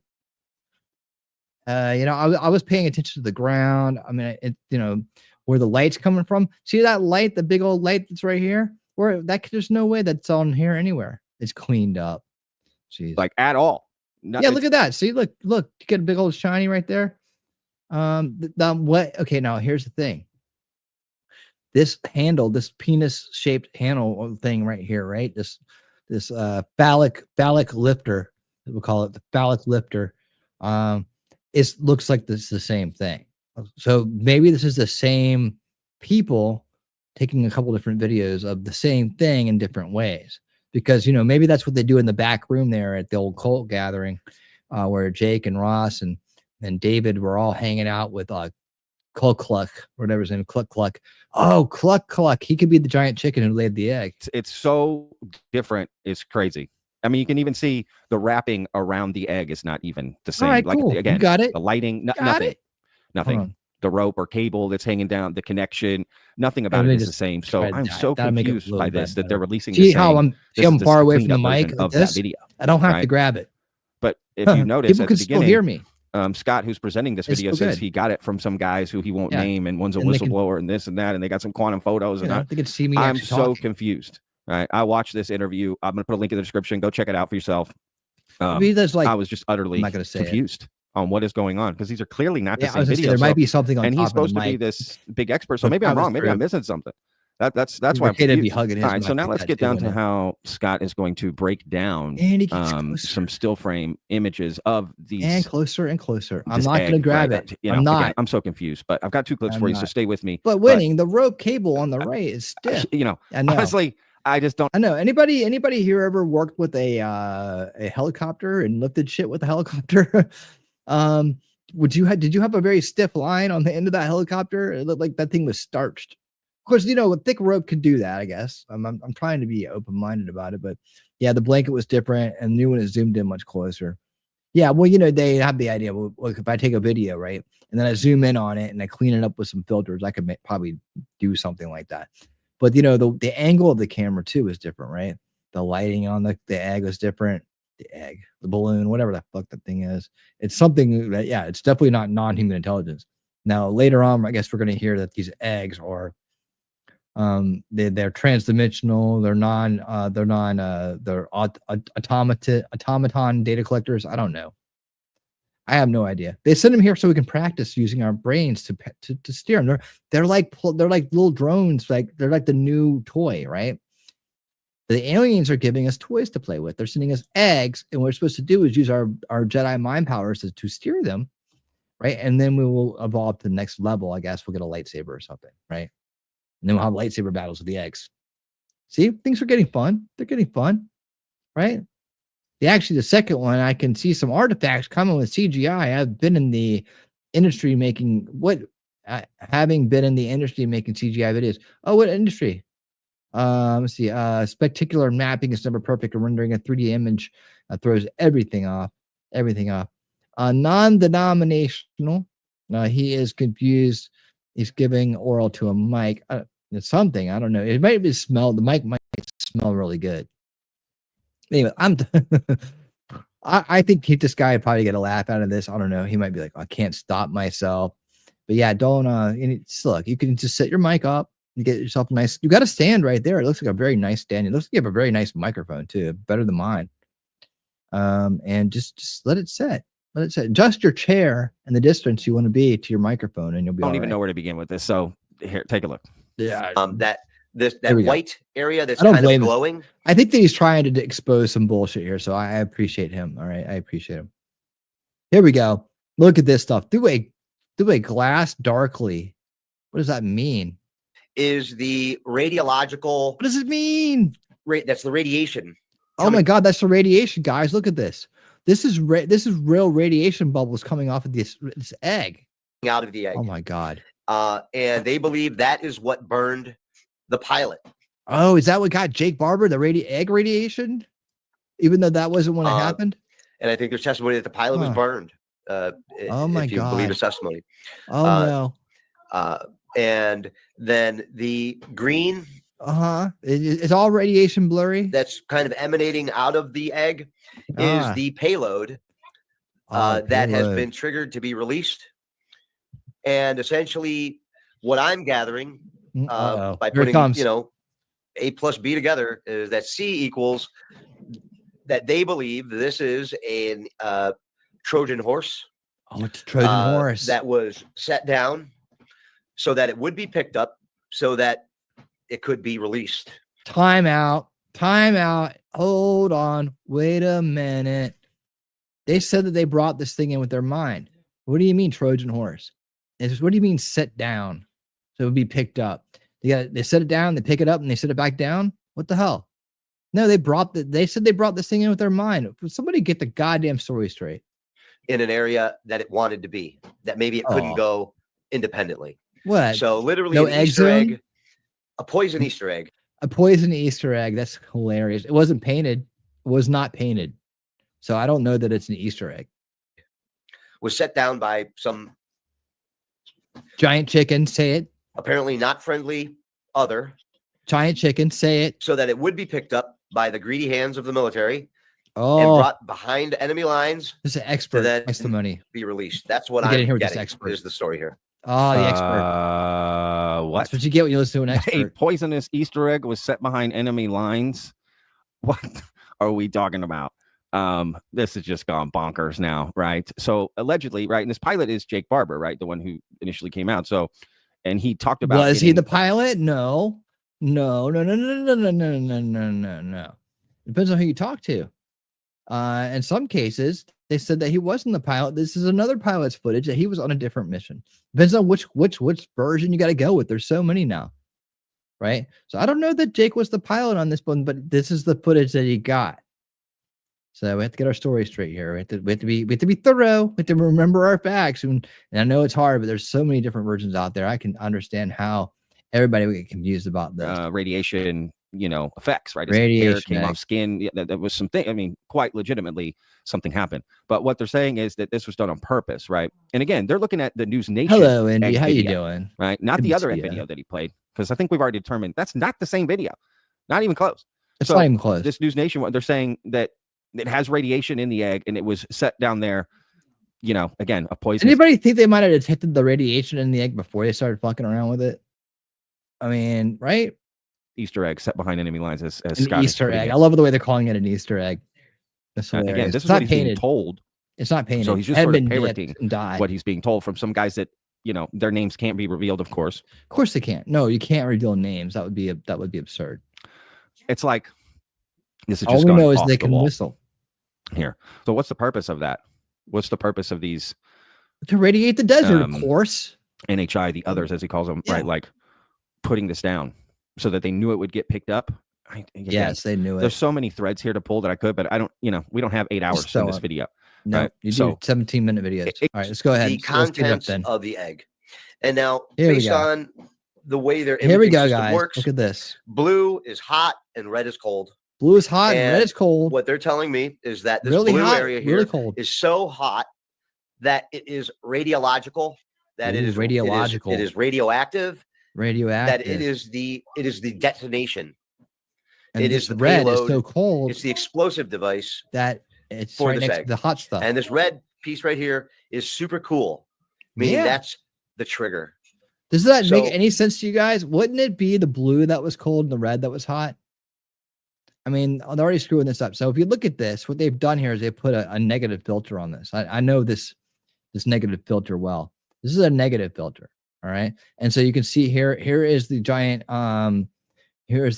phallic lifter here, the phallic lifter, right? And you can see, I'm sorry, the thing is getting in the way here, but you can see when you lose right down here is where the phallic lifter is, right? There's that, right? And there's the rope. You can see the rope right here, right? And there's the blankie, egg blankie's right here, right? Over there. Okay, so yeah, this is just that. And then what you're seeing here on top of it is just the light reflections that are around it, right? And it's negative, so it's going in a negative direction. So it's opposite. There we go. And then the red and blue, I think they just added that in there. Well, the cooling system, the radiation system then can explode the egg, and then the contents of the egg are there for you to look at. Okay.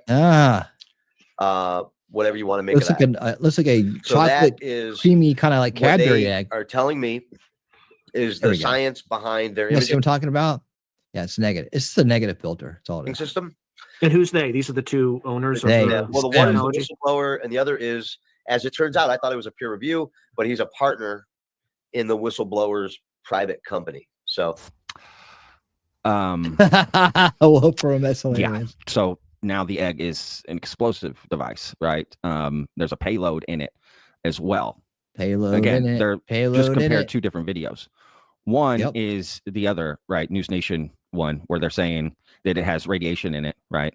And now this one, they're saying it has a payload, but they're saying it's the same video, but it's not. It's because they're conspiracy grifters, and that's what they do. They grift people with bullshit, and that's what conspiracy grifters do. They show you no evidence, and they tell you to take everything on faith, and then they say they got whistleblowers they can't name for safety reasons. But they can blow a goddamn good whistle. They sure can. They sure can. All right, so there you go. There's the new egg footage. What do you think? Let me know in the comments. Like, share, and subscribe. And yeah, and if you believe in that comment, if you believe that this is exactly what's going on, please let me know. I'd like to know who you are. It'll be fine. I promise. All right. Let's skip to the next one. Then, like I said, we got to come up with a name for this guy. I don't think he has a real name. Does he have a real name in here? It's just vetted. Wait, hold on. Hosted. Oh no, his name's Patrick. Patrick Scott Armstrong. Okay, Pat. It's Pat. It's Pat. All right. Pat is his name. Give him a good old Pat. Good old Pat. All right. There we go. Pat is him. And Shelly says he holds the mic because he's insecure on cam and tries to obscure himself. He probably takes attention away from his face. Annoying as fuck, though. Rope phallic lifter. Don't be David Carradine. Oh, Jesus. I got that one. All right. So, where are we going next here? Let's see. Oh, yeah. Okay. Where are we at? Okay, good. All right. Holy moly. Looks So- like David Grusch is back, but not in the way you think. You see, David Grusch is kind of UFO whistleblower. We kind of did this already, Focus- but I want to give you some more details. So here we go. Again, Pat is going to be our feature guy tonight. And there you go. This is what we talked about earlier. I touched on it, but I want to circle back just to kind of give you the details of where David Grusch, original, new wave. He's the new wave UFO disclosure grifter, new wave, and he is now going to cash in. He's going to cash in, and here's how. Studios are bidding for UFO conspiracy grifter from Joseph Thriller, conspiracy thriller. You know who grifts the most off UFOs? Hollywood. They make the most money off them, but they're grifting in a very honest way. They're telling you it's entertainment. They're not trying to deceive you. You're going there to actually have a good time and enjoy some fantasy, some science fiction, which I happen to really enjoy.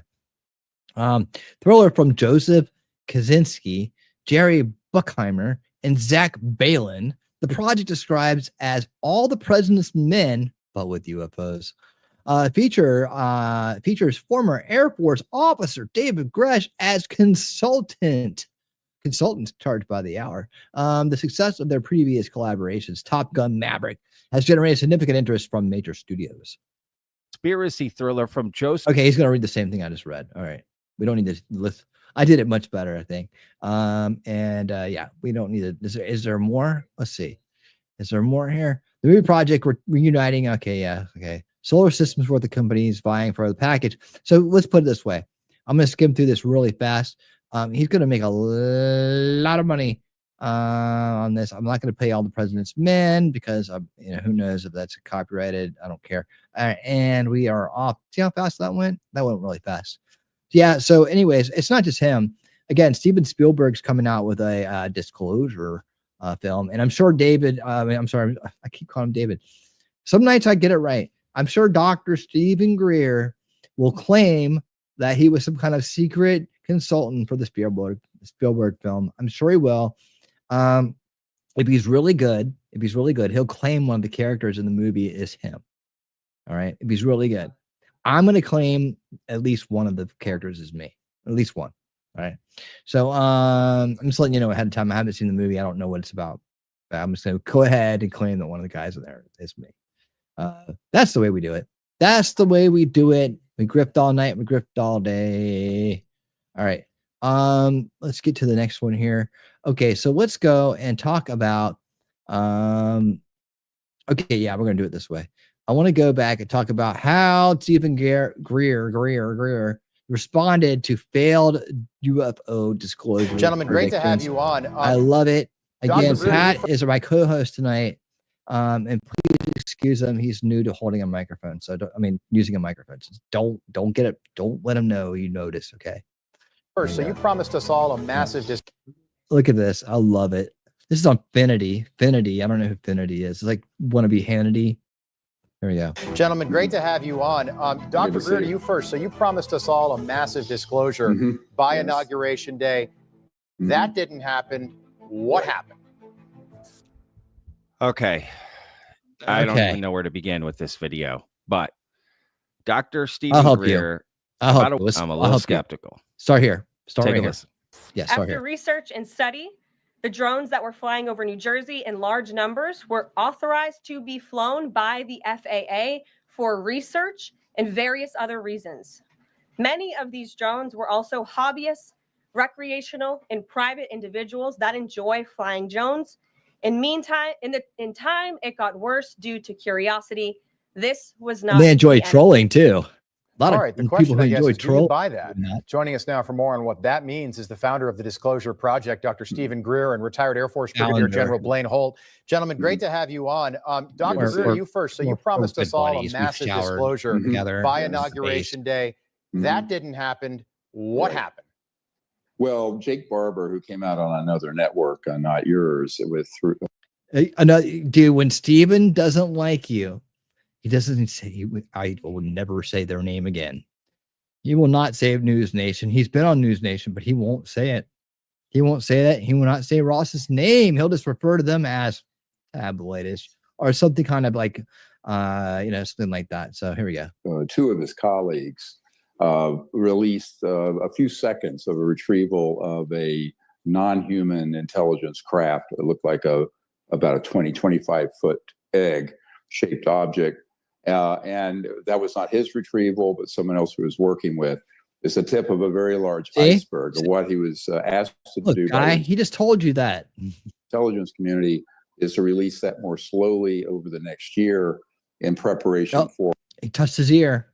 For the new administration and intelligence officials to set up a platform for all this coming out with full detail. I know that what they have is an enormous. Here's the thing with Greer. He's always trying to sell us on the fact that we're too stupid, we're too emotional, we're not ready for this shit. But he is the rock. He's the rock of Gibraltar here, man.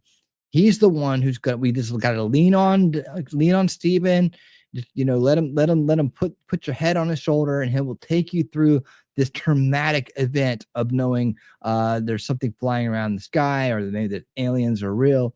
Like somehow we're not like decades of science fiction hasn't prepared us for this, right? Star Trek: The New Generation didn't prepare us for this. Star Wars didn't prepare us for this. Nothing. E.T. didn't prepare us for this. Nothing is going to prepare us for this. Only the rock steady hands of Stephen Greer can guide us into this type of information. And just to be careful, you got to do some toe dipping, right? You got to toe dip. You got to walk it in very slowly because the bath water could burn baby's butt, and you have to just walk it in a little bit at a time, baby steps, right? That's what he's trying to say. But only he can handle this information. Enormous amount of information. It's on a blockchain system. I can't talk about. Okay. Can't talk about the blockchain system. Can't talk about it. Can't explain it. Doesn't even really know what it is. He just knows it's like kind of secure, right? It's extensive. It will include retrieval of non-human craft. I know they also have. Like the egg video didn't prime us for that, huh? Wait till you see his alien coming up here shortly. I'm going to show you Stephen Greer's alien.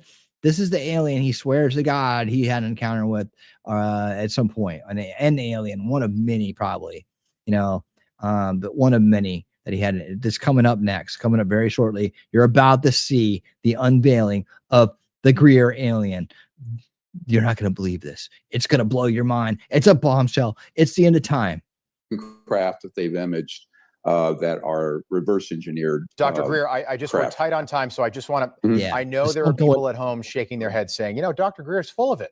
We were waiting for this disclosure. Yeah, me too. What is this disclosure? You were waiting, but you knew this was going to happen. Again, disclosure will be an affirmative amount of evidence about the fact that we're not alone. Some people call them alien. They're called now non-human intelligence. Okay, so Newsmax and News Nation has a habit of always playing the same shit over and over again, like the same videos. So just get ready for it. I think the part of it that's in question there goes the where they Millennium release the information about the reverse engineered craft that are man-made. The majority of objects we've seen are man-made. A lot of the objects that were drones that couldn't be explained as normal drones that people see were certainly not I got it. Woohoo! They were these very advanced technologies, as they're called, or ATs, that the aerospace companies have developed over the last 70 years or so. All right, so I know it starts off with them talking about the drones, but I know. You know, it's going to be kind of part of these clips that I'm playing, so I wanted to leave that part in. But look, we'll just go to this part. It's okay. We'll just go to this I don't even know where to go. General Holt, do you buy that? Is the White House telling us the truth? General Holt, come on. Bring us some sanity, General Holt. Bring us sanity. I think the White House is operating off of a truth that they've been given. I find Carolyn Levitt to be a woman of integrity and honor. And I think that the information that she's been given is inaccurate. I agree with Dr. Greer. I absolutely do not refute that there are extraterrestrials and that more will be coming out. However, what I will tell you is that the FAA can't. He failed. He can't produce the licenses, the Part 107 licenses. For they can't produce the licenses that continue to fly over our skies. That proves this everything. Night. Some of them the size of RVs and cars. Wait a minute. The Chinese definitely have RV sized in their CH-10 and their CH-7 series drones. Oh, I looked them up when I heard this. I looked up those drones. You guys can too. Tell me what you think when you see them. Do you think that the general led us down the right avenue here? Stephen Greer goes, your grift power is strong. The grift power is strong in you, sir. So what we need to do is we need to dive into who's misinforming the president this early on in his administration. We need to route that out. They're after Trump. They're misinforming him again. These people, who are they? Point them out. We'll get them. We need to find out what's going on across this nation. Who is because it? I'm going to tell you right now, Rob, it's just the tip of the iceberg, and it's part of something much bigger. Oh, and it's going to keep on. And it definitely involves earthly powers, not extraterrestrial ones. But someone's been drinking the Stephen Greer Kool-Aid. Someone's been look at Stephen's like, that's my boy.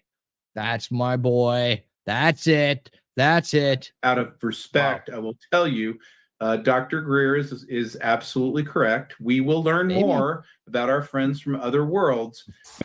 We will learn more. Are you saying there's aliens, sir? I thought you said it was military, deep down underground based military, 1,000 years ahead of us. Now let's find out more about this character. What you got for us, Pat? It's kind of interesting considering his credibility, because I looked him up. I mean, check this out.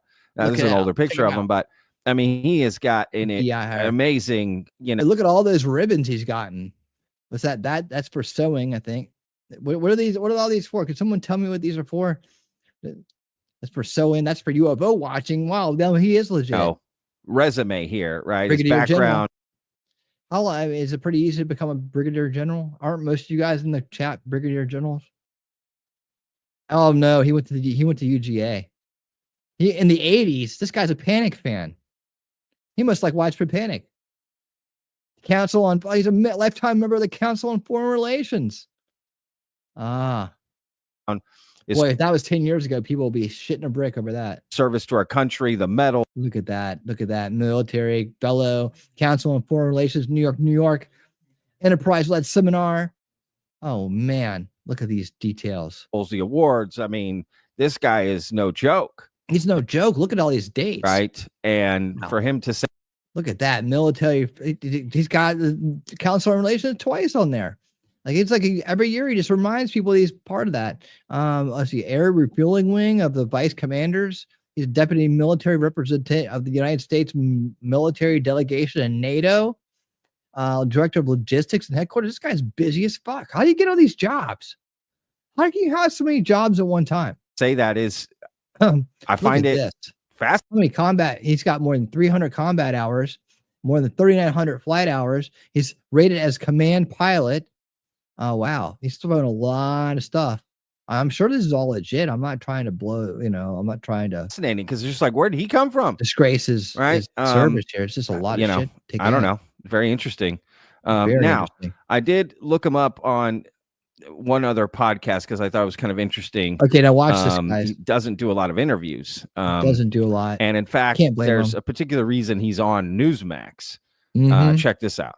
There is some activity going on in the skies all over the U.S., and we need to talk about this. Dave hit me up yesterday and was like, hey, man, let's see if we can get General Holt on and talk about it. And thankfully, General. He's one of the wonderful resources that we have right here in North Idaho, and he's in person here in studio. If you're watching the video, he has to have his face blurred out due to a contract with Newsmax.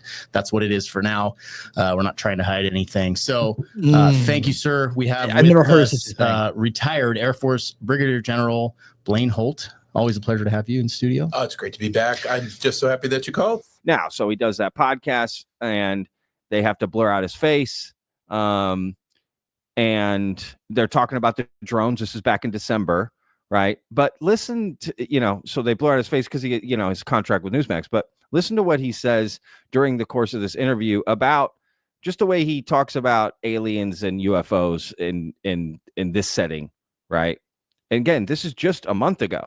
It's just a much different tone to it. So it's not so much what he says, but it's just how he says it. I mean, it's a little bit of both.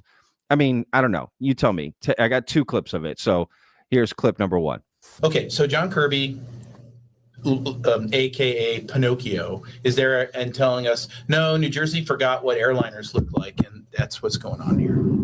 So that's what's Pinocchio. Happening. Okay, lie. No, New Jersey knows what an airliner looks like. Thanks, though. And then he comes back next week and says, New Jersey forgot what airliners look and like. not to alarm anybody, we were using our test corridor to test our anti-hypersonics weaponry of this new drone that we got from the aliens that they gave us through high-end technology. And here, have an orb. There's your Come on. So the thing is, this. All right, Is he high? Again, not so much. Hold on, Pat. Hold on. Let me get a word in here. Is that guy high? They blur. These guys. What is going on here? I don't get it. What he's saying, but how he's saying it. He's talking about John Kirby, who was, I believe, like Pentagon press secretary. Anyway, he was always giving these press conferences and statements. Has been for the last couple of years in the Biden administration. And he definitely gave some about the drones and whatnot. And just interesting the way he describes this. Clearly, none of that was said by John Kirby. But it's just how he talks about aliens and this and that, Now, again, maybe he's just, having a little whiskey, drinking with his buddies. Can't show his face, all blurred, but, could be some of that. I don't know. Here's another clip. This is crazy. So is there any chance that these are aliens? I got to ask that. And I'm going to give you a qualified 0% chance. Okay. All right. Although I think if they could have spun that fable up and somebody would have jumped on it, they would have gone. They would have. Yeah. If they're drinking whiskey for what the public will take the bait on. So it's blue beam. Why do people think that's a good thing to do when they get on an interview on a camera? It's supposed to be professional, man. You get on here and you got to get all drunk. Think that's going to be good? I mean, if your whole thing is being a drunk and getting, I've watched a lot of people make a lot of money being a drunk and getting paid to take shots and shit. So I ain't knocking it. But I mean, I'm just saying, dude. I mean, if you're supposed to be some brigadier general, is hot shot important dude, and you're supposed to be out here to be the expert here in North Idaho, shouldn't you take your shit a little bit more seriously, dude? I don't know, but he's got his drink. He sounds a little bit loosey-goosey to me. Anyways, so he's saying now it's 0% chance to aliens, but then he's on with Greer. He's like, we're going to learn a lot more about our alien friends. Okay, it's blue beam, but how many people think it's blue beam? Oh, hold on. Could be. Here's another clip. God, this is crazy. So is there any chance that these are aliens? I got to ask that. And I'm going to give you a qualified 0% chance. All right. Although All right. I think if they could have spun that fable up and somebody would have jumped on it, they would have gone. They would have. Yeah. If they're looking for what the public will take the bait on. So it's blue beam. Yeah. Well, wait. Okay, it's blue beam, but how many people think it's blue beam? Oh, 100 million people think it's blue beam. Okay, we're going with that. It's blue beam. So that's how they run their own psyops. If they didn't have lights on. I mean, dude, that makes a lot of sense. I mean, he's not off on that, because how many different things did they test fire during that whole New Jersey thing, right? And what did it all lead up to? I'm Chuck Schumer, and I've got legislation that's going to invade your privacy. Here we go. And I'm Rand Paul, and I'm going to shoot it down. That's what it led up to as far as the mainstream first Bailey stuff, the first bail of interaction goes, right? Meanwhile, in the second bail, you got Stephen Greer saying it's we're all gonna die. We're gonna die unless we do what Stephen Greer tells you to do. All right. And it starts by buying the t-shirt and getting yourself a debriefing book, which makes you smarter than everybody on the planet. For only $40, you get the package. I'll send a t-shirt, and that you can have $100 package, right? You get the t-shirt, you get the book, and you get a sticker of my face to put on your car. How about that? All right. So yeah, so there you go. And so yeah, meanwhile, right? Meanwhile. And at the same time, at the end of the day, what do we get? This is the reality of it is. It turns out to be not what people think in any way, shape, or form. None of the narratives planned out. They weren't looking for nuclear warheads. They weren't looking for radioactive material, right? It wasn't aliens. That was off the bat. It wasn't foreign. These flying around New Jersey, the ones with the FAA lighting on them. That those weren't any kind of foreign adversaries. Everything they threw at us was debunked. The goddamn aircraft carrier, the Iranian ship is off there's people wish we would go bomb Iran. Then if they're putting aircraft carriers off, or sending drones over New Jersey, don't fuck with New Jersey. God damn it. We'll come destroy you guys. We'll just sign the articles of war right now. And you got that, right? And then you got they're sniffing for nukes and stuff. Well, shit, we better sign some legislation quick. We don't want that goddamn Chinese flying over us, stealing nuclear warheads and shit. We better get some more goddamn security going on. I'll give up some liberty. Here we go. Sign that shit right away. Right. So that's the stuff we got here in the mainstream world. We got New Jersey mayors and governors coming out going, I'm a cuck. I believe anything I'm told by somebody at the Pentagon.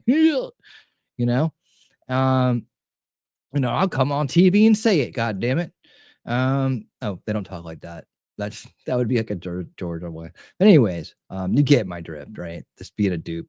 Anyways, yeah, listen to the wolf. He knows what he's talking about. We're having a good old time here. Hope you're enjoying it. This is the way we do it here as we're down in the UFO alien rabbit grift hole, the grift closure hole. We have a lot of fun with it because these guys are clowns. And hopefully it wakes a lot of people up. And it makes a lot of people that if you fell for this, that's okay. It's okay. Come on in here and joke them with us. And you can joke away any kind of belief. Because if you're not paying attention, they can get you. They can get you. Right? We understand that. This is a place where you will be understood and accepted. As long as you're based and you're ready to pursue the truth, man, you're in a good spot. You're all good. It doesn't matter where you came from, what you fell for in the past. Doesn't matter. None of that shit matters. What matters is where you are today and where you're going tomorrow. That's what we're all about. Anyways, so whether you're on Rumble, X, or YouTube, like, share, subscribe, do all the fun things that you do. Listen to the wolf. He knows what he's talking about. And let's get back to this clown around town guy. Let's go. On it, the alien thing might be more plausible. So again, that's literally what Dr. Stephen Greer talks about, right? Oh yeah, Project Bluebeam. When has Stephen Greer talked about Project Bluebeam? I'm sorry, Pat. I'm gonna have to disagree with you right here. He rarely mentions it. In fact, if you watch my show, Pat, and I just say that you're watching it. If you actually watch my show, you'll see where I went over that part. He goes, well, I don't know what it's called. And if that's a name for it, I've never heard it. But yeah, we call them acronyms or, dude, we went through all that shit. In fact, it's in part 2. It's in part 3 and 4 of Apocalypse 2024. The interview he did with David Spade and Dana Carvey, those comedians. I went through that line by line, and in that, hold on a second. And in that, he did go over the Project Bluebeam. Now, I also did a video a long time ago, stream with Project, when I went over the history of Project Bluebeam and what it's supposed to be about, and it has nothing to do with this. So come on, Pat. Come on, Pat. Is there anything else or just a bunch of more? Okay, well, we're gonna go ahead and we're gonna put him away for now and bring him right back in just a second, because now it's time, the big moment you've been waiting for. It's the biggest moment you've ever been waiting for in your entire life. This proves everything. It's about to happen right now. Don't you dare go anywhere, or you're gonna miss the most important thing you've ever seen in your life. All right.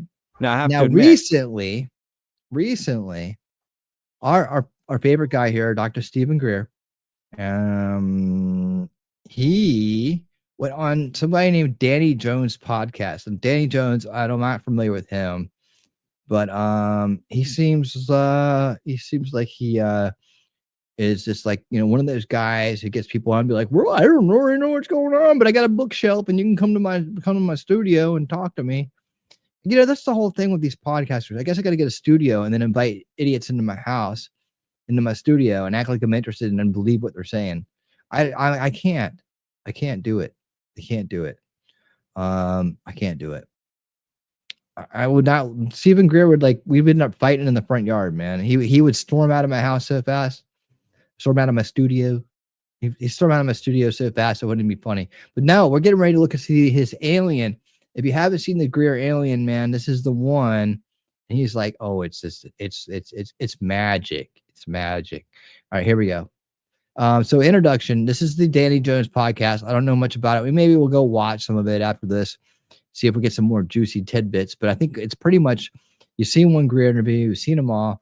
It's just about debunking what he's saying as he's doing it. That's the way that we do it here. Okay, I know. I'm doing a big build up for a reason, because it's so exciting. Anyways, let's do the introduction here. Here he is, and we'll get to see Danny Jones in just a second. Not Davy Jones. This is the monkeys. It's Danny Jones. Right? That appeared in. Oh yeah, you sent the alien. Can we see the alien? That's Danny. Alien that he said. Well, no, the aliens are from Guatemala. Okay, these are aliens from Guatemala. I love how he says it so casually. I sent your producer a picture of an ET. It's from Guatemala. Yeah, these are extraterrestrial biological entities. But what's the difference? I'm just making a joke. Okay. I know. We're in Florida. Nobody jokes. I appreciate the jokes, Dr. Greer. It's no, we make jokes in Florida. There's way dirtier. They're way dirtier than that. It's impossible. So this is where'd you see this one? So this is in Arizona a couple years ago. And we were doing the CE5 contact protocols.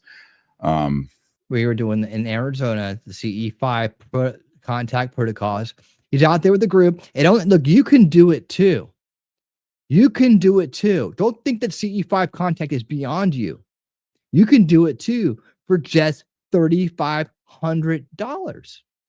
You can meet your own alien. But I'm telling you, my CE6 protocol is better. All right, because for just $3K even, all right, you get to meet, talk, and interact with the aliens, right? And then they become your social media friends. So you can actually just DM them and talk to them anytime about anything you want. Yeah, they'll respond to you. They'll talk to you. They'll be your friends, right? I mean, they're busy sometimes. Let's put it that way. They're busy, but when they can get back to you, sometimes they're transdimensionally, they're out of range transdimensionally. When they come back into our dimension, they promise to get back in touch with you. This is only $3,000. And then you can experience the CE6 protocol, Close Encounters of the Sixth Kind. Right? It's beyond what Greer is even capable of doing anymore. He's not capable of it. Right? This is beyond his range. This is for you. This is for the modern person to interact with aliens on this level. And it also have for just $3,000. Also have a rogue military alien faker detector. Right? So you won't be able. They'll be blocked from this rogue group he's talking. They will be blocked from being able to contact you and fool you into believing that it's them. This is the technology. See, I've been in technology for years. That's my credentials. I'm going to flash them around. All right, and I've used my massive skill set to develop this groundbreaking technology. And for just $3,000, you can have it too.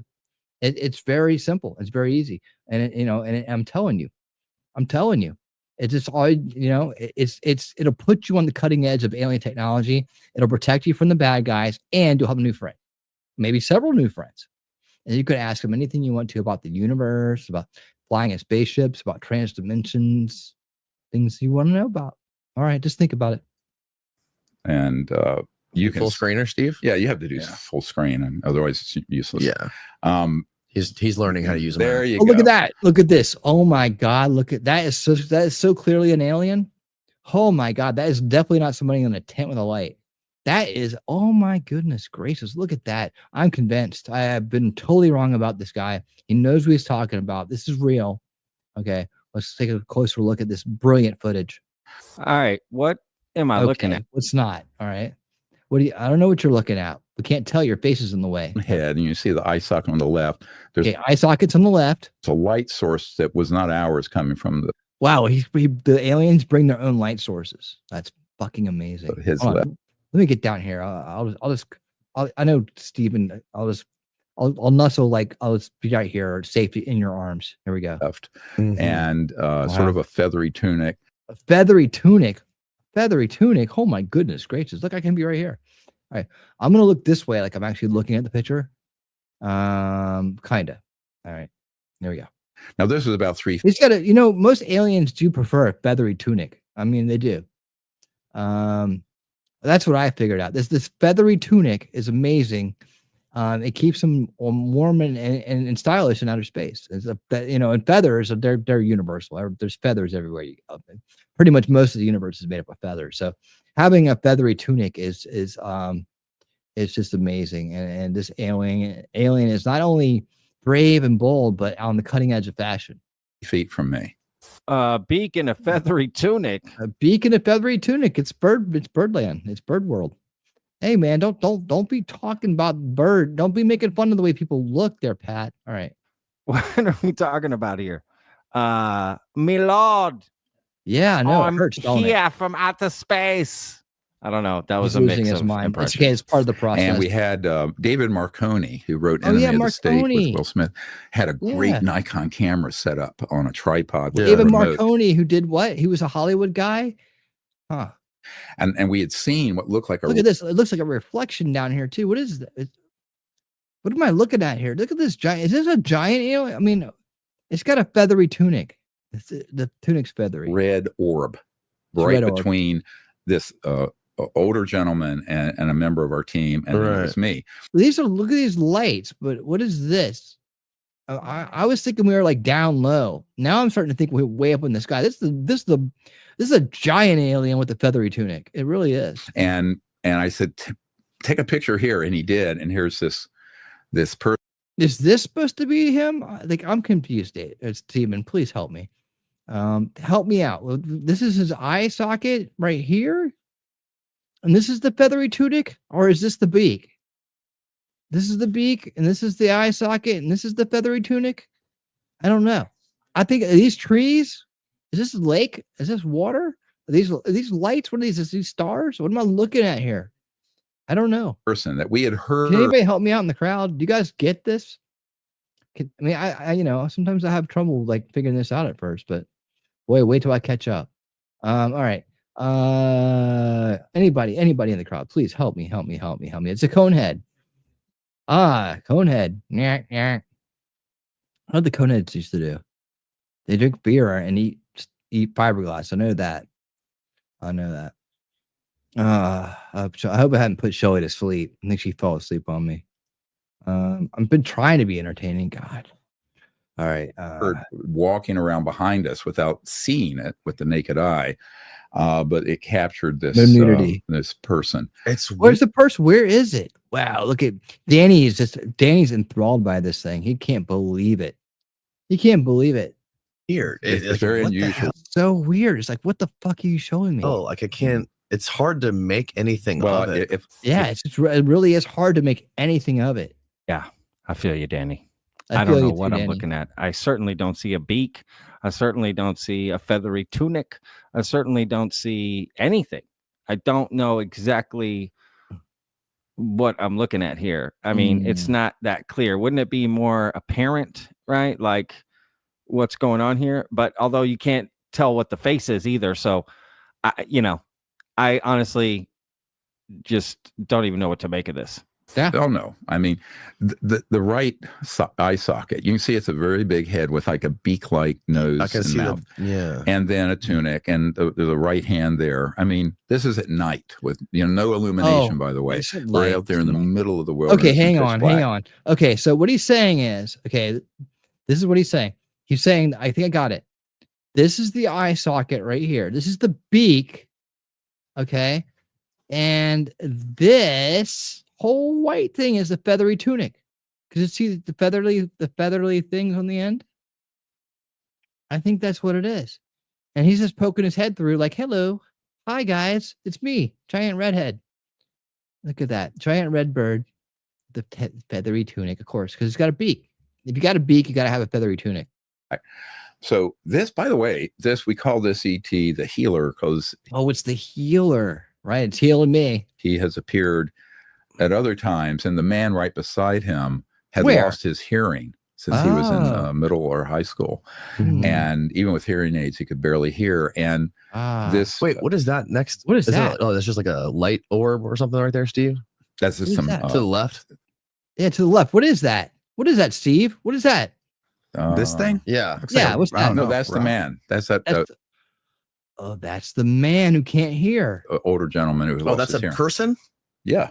Eyes checked. That's a person. So it looks like a face floating in the middle of the... No. He's sitting in we're in chairs in a circle. Okay. Oh. Chairs in a circle. Chairs in a circle. Chairs in a circle.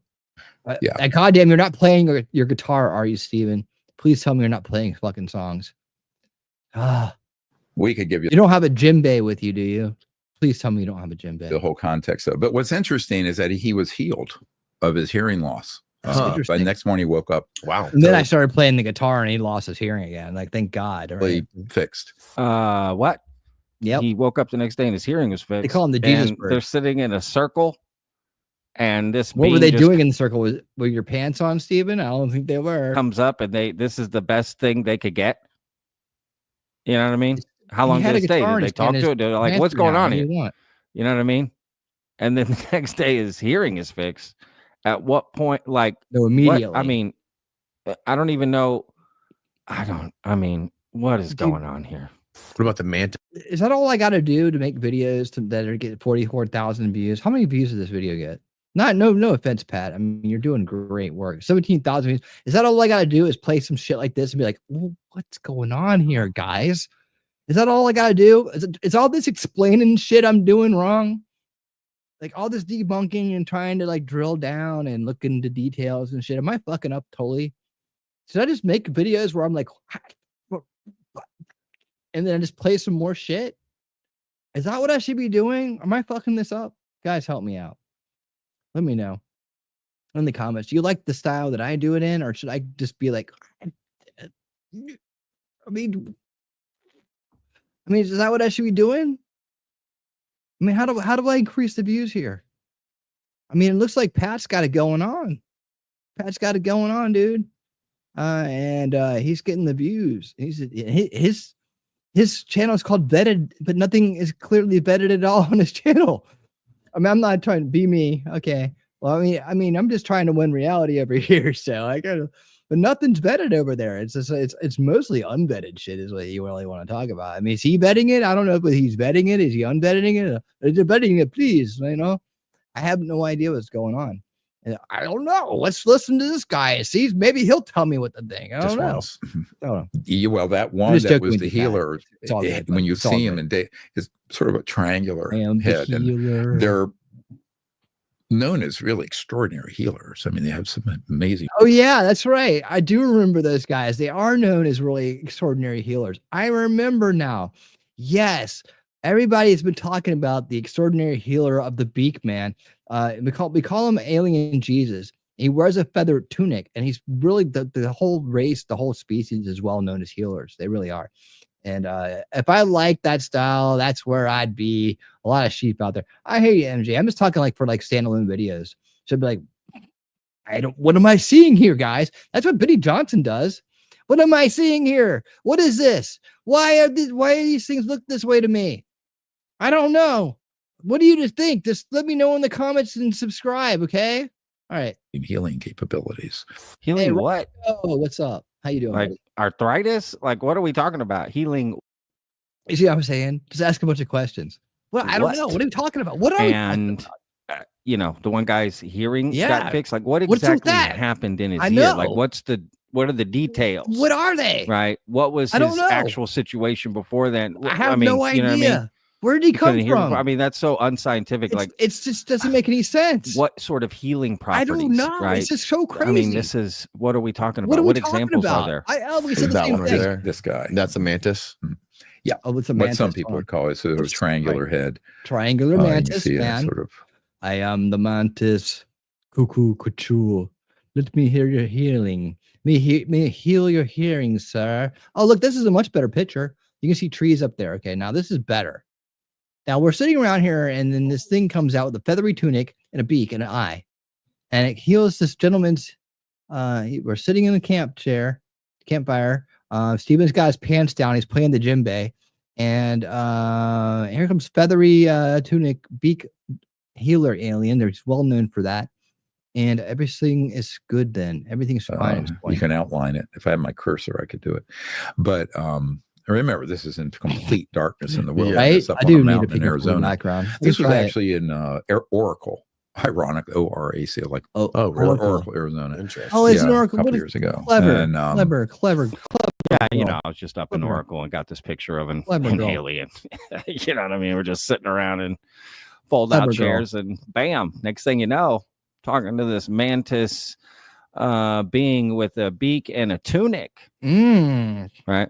The tunic's I just get your tunic, guys. don't even know. You can get your alien tunic right down at the shop. Go to winningrealitystore.com and get your alien feathered tunic right now on sale for only $50. For only $50. That's really cheap because most of the time they're like $100 for alien feathered tunics.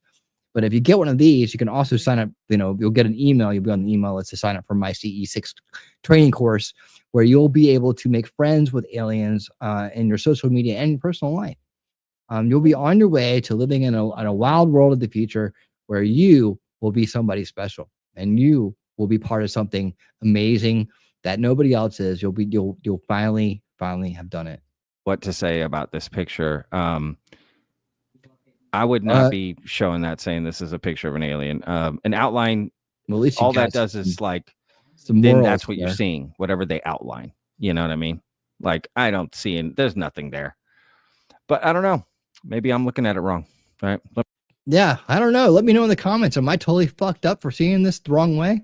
Should I just bend down and believe everything Steven Grusch says? Just let me know in the Let me comments. know what you guys think in the comments. Do you guys see a picture of an alien there? Do you think that's legit? No, let me know. You know, am I totally screwed up for not seeing a I don't damn know. I alien? guess there's not really too many pictures floating around of aliens, but if this really Yes, it was is, Rob one, wouldn't Roscoe. you Yes, be? it is. Wouldn't this be everywhere? You know what I And mean? wouldn't it Wouldn't be- this be? Why would you make a whole documentary about it?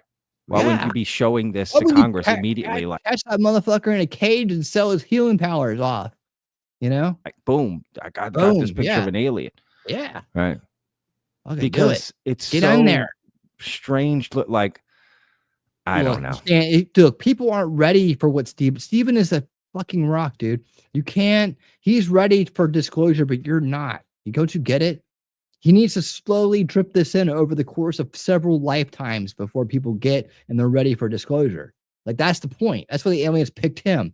He knows how to slow cook it, right? He's dipping his toe in it, right? He's handshaking things. He's co-creating, all right? He does things like this, all right? Maybe I'm just not seeing it. All right, let's take a look at another part of the interview that I just All right, what else we got here? Found fascinating. This is right around the same segment. Doing this since I was 18. So now I'm 69. So for 51 years. And what I find 51 interesting- years of just beautiful disclosure, slow walking it in like smoking a fine piece of meat in an egg smoker. Yeah. About retail UFOlogy. It's always I was abducted and I was But you were abducted, right, Stephen? tortured and I was this. I'm going, yeah, that's the CIA. Oh, you mentioned the Greys. I know who manufactures those. You know? Oh wow, he knows who manufactures the grays. What about the beaked feathered tunic guys? Do you know who manufactures them? Who manufactures the gray human. aliens? Yes. What? You know who manufactures the gray aliens? Yeah, everybody does. They're manufactured. Everybody like does. Amazon. No, like I mean, Mattel. what are we talking about here? Yeah, you could. Yeah, it's down at the Right? Mattel factory. The Skunk Works has a division. About aliens. This is Skunk the Works. gray beings that like Whitley those Strieber fake- talks about. Yeah, the fake ones, as they're called. So how do they get them to abduct people? Like there's all these stories that John Mack has talked about. At the Skunk Works, you have everything that you could imagine. They're way ahead of everybody. Have you not listened to this guy at all? Did you not do your homework, Danny? Danny, I mean, come on, dude. You sound very well. Yeah. Great question. He could tell you. Danny. And great question, Stephen Danny. Greer will Terrible proceed question, here Danny. to not answer Terrible. the question because that's a great question. How are they Nope. performing these abductions? AI. Right. Well, he'll How tell are a story. Stephen will tell a story that distracts you from what you asked him, and he'll never answer it. going out into the world, taking people, performing operations, and putting them back at their manufactured properties? Why right? wouldn't These they? are manufactured gray aliens. Why wouldn't And how they? are they then making it look alien too? On top of that, they got to have like special effects. You know, Of course they do, because everybody knows what real alien shit looks like. Of course. when they go on these, missions, Mhm. right? Like, there's no explanation for this, right? Yeah, and no. millions of people That would make across too the much globe. sense, wouldn't it? He's saying this is manufactured grays. Manufactured. They mimic an Mhm. abduction. Yeah. And what Don't you- about is this your first time, Pat, with Stephen Greer? Don't you understand these deep secret military underground corporate military motherfuckers that are special trained? They've been doing this. They got 1,000 years ahead of us technology. They could do this shit if they want. They could manufacture grays. They got a Mattel division at the Skunk Works. Dude, listen up. before these grays were manufactured? Right? What about before? Mhm. Going back hundreds of years, let's say, right? What What about what was the What are you gonna process do? then? What are you gonna do? Because Stop abduction them? You stories have can't. been around for a long time, being taken. Right. And also No, you we're would getting have back to to the ask, idea like, why? And where did they get the idea for gray alien? The image. Did we create the gray alien image? Right? Or did we base it off of an entity we saw? Or why that look? Right, if you will. Why? And are people like Whitley Strieber and others who have seen these gray aliens, are they just, those were actually just manufactured? Are they actually just making it up? Did they never really see a gray alien? Is it time to start asking these kind of questions? Are they all grifting you, Pat? You're not believing these people, are you? You're vetting people. You should be vetting this information. And just make there's vettable information. If someone says they saw a gray alien, could it be that they heard about this or they had seen it and they wanted attention, and that maybe they're trying to make some money off a book or making appearances? I think that everybody should have seen a great alien by now. I mean, why not? And then what you should do is try to get on one of these podcasts and make some money. And, my alien's name is Greg, and Greg and I made T-shirts together. And this T-shirt was a design. We co-created a T-shirt, and you should buy it. They're just toys that were made Just on toys. Earth, right? Yeah. Like alien Sorry. toys. Sorry to break the news to you, Pat. It doesn't make sense. Yeah, and then he talks to, I think, hundreds of people that explained being abducted by the little grays and taken up into ships and had sperm and eggs extracted from them. Yeah, How do you explain talk that? about delusions of grandeur, like they need our sperm and eggs. This mind, but they did take mine. This is the point where he goes, but they did want mine because I helped co-create the CE5 protocols, and they felt like they needed to preserve my sperm so they can clone me in the future and do it again. Yeah, this is my sperm, but the rest of people are just fucking stupid. I mean, I can't believe this shit. Look, Pat, I can't listen to you talk over this again. I just need to hear what they have to say. So let's go back to it. Wait, hold on. Maybe this is good. Maybe this is a highlight. The theory that the future human theory, like if there was a cataclysmic event in the future. Have you heard the theory that the future human theory of grandeur? Delusions of grandeur. There you go. We'll let them. I'm going to let that one go.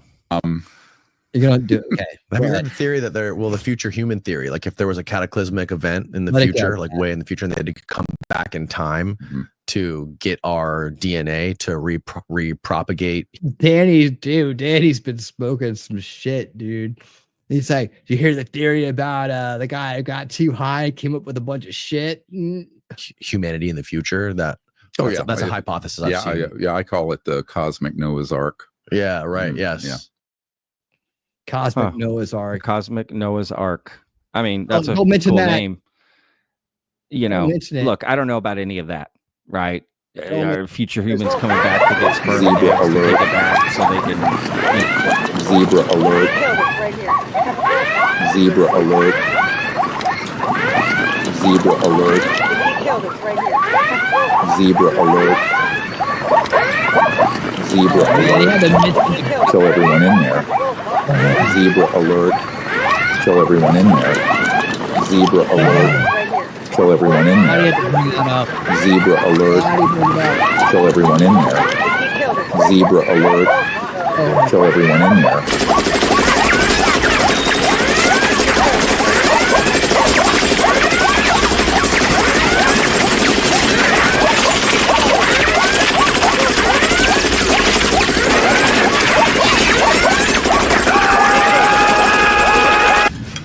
Mission accomplished. God damn it. Everybody knows the sperm arc is a highly sensitive topic. We can't bring that up. We get it's an automatic zebra alert if you talk about the sperm arc. God damn it. This guy, Danny needs to get his shit together. Now I got to call him. Hello, Moscow. What's up? Yeah. No, we didn't see anything this time. It was Danny fucking Jones. He brought up the sperm arc. Yeah. Steven played it off. He played it off really good, but it set up the zebra alert. So that's automatic now. The AI detects it and it just boom, there it is. It fires off. But yeah, we're gonna have to get Danny under control. Do you have anybody in the area that could stop by and have a little talk with him? Maybe take him on a ride, something like that. All right. Well, thank you so much. All right. Wait, we'll go ahead and stand down now. Thank you. Thank you again. All right. Goodbye. All right. Okay. Cool. All right. Good. We're off zebra alert now. Yeah. I mean, that's one of those things that you just don't hear about. But the story evolves, and it's important that it evolves constantly. So, yeah, Danny's a newbie. He's a noob, and he talks about you can't talk about the thing. You can't talk about the thing, or else you set up that thing. You set off the zebra alert, and fucking people die. Right? We all good? Everybody make it through safe today? All right, cool. Yeah, don't talk about, don't mention that thing that Danny talked about, because that gets us in lots of trouble. What time we got here? 10:30, going on 10:30. All right, so what shall we do now? Well, oh yeah, there's that guy. Man, I know a train station. Yeah. If you guys are enjoying the show, you're getting a good look. If you're getting a good, having a lot of fun tonight. This show's turned into a lot of fun. Just having a lot of fun with these guys, these characters, all the wonderful imagine. It's like going to Disney World sometimes. If you're enjoying it, and you'd like to come in here every week, man, consider becoming a member of the Winner's Circle. It's easy. It's less than a tank of gas or a really expensive energy drink of whatever. It's less than that a month, and you help the channel out, and you get to be part of the Winner's Circle. And I will show your name at the bottom of the screen every freaking show, right at the start, right at the beginning, and you get a fancy intro video to go with it, right? You get a fancy intro video to go with it. You really do. It's probably one of my favorites. It's quick, but it's one of my favorites. And you get all that and more. So if you're going to be here, you can just imagine like you're just spend a tank of gas once a month to drive here to get here to hang out with awesome people. That's all it is. And it helps me out especially. It really does. And it helps keep the channel going. StreamYard is $50 a month. That's expensive as you know what. And there's other things that I have to ascribe to make this thing this beautiful for you, And thank you for being here, Snipe Hunter. We appreciate it. You can do that on the Rumble side as well. We also have those over there. Those are great too, because that's a little bonus package you get from Rumble every now and then. It's like every now and then, like you're ready to cash out, and you get a little bit of cash going on there. And for a contractor like myself, it's hot and cold, it's hot and cold days. And sometimes it's really cold. Really cold. You know, hourly rates, taxes, shit like that. You know, single fatherhood. I'm not going to go on and on. Okay, well, so what are we going to do next? So if you want to be one of those people that are like, fuck yeah, let's win reality together, man. That's all you got to do. That's all you got to do. All right. Let's see what has come out here recently. Let's go back over to see if anybody has said anything wackadoodle over here. Oh man, only 2 tonight on X. What's up, X tubies? Tubies on X. Hold on, wait, hold on. I refreshed. Nope, just 4. It's 4 now. It's 4 people over there. What's going on, guys? What's going on? The whole catchy Dave Grusch and Jake Barber seen at a New Age cult line didn't. It's like if I had said I believe in UFOs and here is I believe in UFOs and they're real. If I just put that as a headline, I have like fucking 10,000 people watching me right now.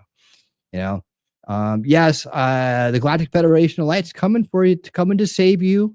Just manifest, be the change you want to see, and meditate on light. Okay, do that, and I promise you, they're coming. And if you support this channel, they'll come even faster. They will. They'll be here before you know it. They sure will. And every time you support the channel, you get it 180.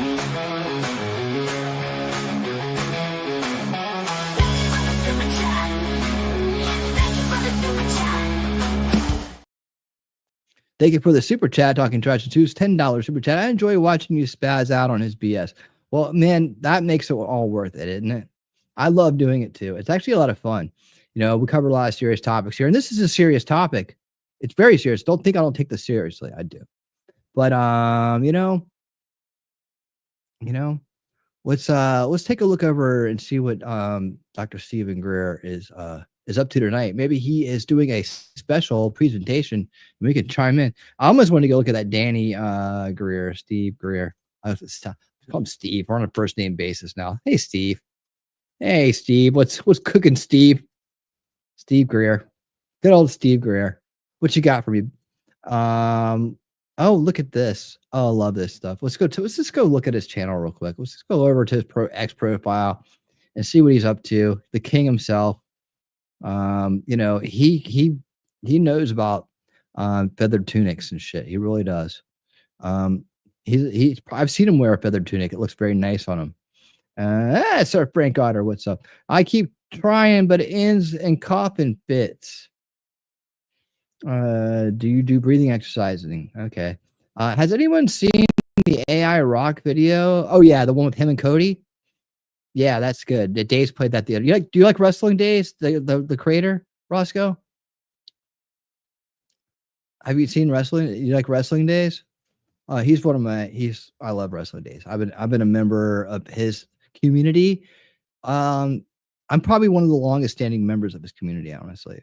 The problem is that I subscribe to his channel on my other account. Like, you know how you have like you have an account and you have a branded account. This is my branded account, and so all of it's over there, but I use Winning Reality when I go to his channel to talk. So I have to go over and calculate how long I've been a member. But when he was doing calculations, people were like, I've been a member for 36 months. No, man, I'm up there, man. I think I'm like 4 years or something as a member of Wrestling Day. So whenever my son and I started watching wrestling, that was back before the Thunderdome, before the lockdown. We got, that was Firefly Funhouse days, buddy. Firefly Funhouse days. Anyways, yeah, so Wrestling Days, if you don't know him, please check him out. He showed that the other night on his Unseen segment. Quite good. Quite good. So, Dr. Stephen Greer, the use of nuclear weapons in space is not acceptable to ET civilizations. No. You're not allowed to use that in space. Oh my God, I had this video, man, of what happened when we tried to use a nuke in space and why we don't do it. So I don't think you have to worry about that, Stephen. I don't. I think what you have to worry about is little drones that go from one satellite to another and do bad things.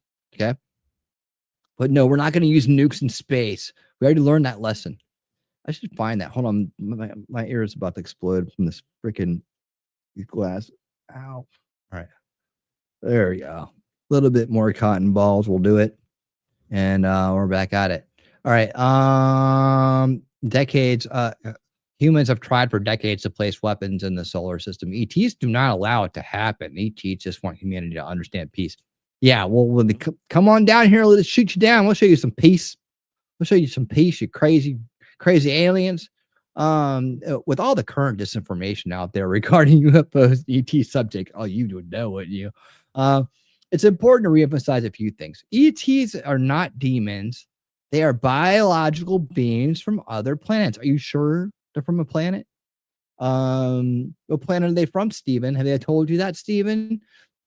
We do have man-made UFOs. Lockheed Skunk Works, goddamn Skunk Works, Raytheon, Northrop Grumman, all places I couldn't get a job, have been reverse engineering ET craft since the mid 1900s. Well, which is it? All of them are in on it? All of them. So now you're blowing your grift here, brother. What's going on with this? All right. You're telling me that all these guys are in on it, right? But then you're telling me that it's deep underground military rogue corporate. And so these are their guys now. Jake Barber worked for these guys. I thought he worked for the military. You can't keep your story straight, dude. I don't know what to do with you. I'm trying my best to help. That's why you guys got to, you got to come over to the good side here. CE6 is where it's at. It's only $3,000. It's cheaper than CE5. All right. It's cheaper and it's better. It's like Grok 3, right? It's like an upgrade. It's an upgrade that is smarter, faster, better looking. It's funnier. It smells better. And it's all the great things that you want in life. It's satisfying, like a Snickers bar, but better. Okay. So just do that. The aliens will love you better. They'll love you better. They'll want to be your friends. And it's only 3,000. It's only speak of 3,000.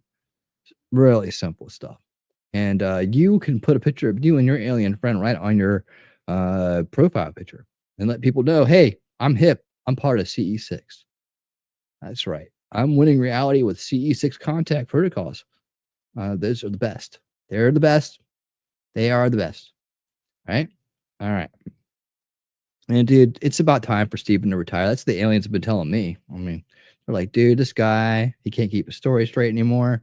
We don't know what he's up to. He's been sniffing around in places he ain't been supposed to be going and talking about things he ain't supposed to be doing. He's tiptoeing this disclosure, and we've been in 51 years for this shit floating around here in goddamn eggs. Okay, ETs are not a threat to humanity. They have patiently not attacked us, even though they have superior technology and we have been attacking them. Well, how superior is it if we keep attacking them and they keep losing? I mean, I call that inferior. I mean, I don't know where you're from, but to me, inferior means that you lose when you try to go up against something else that's better than it.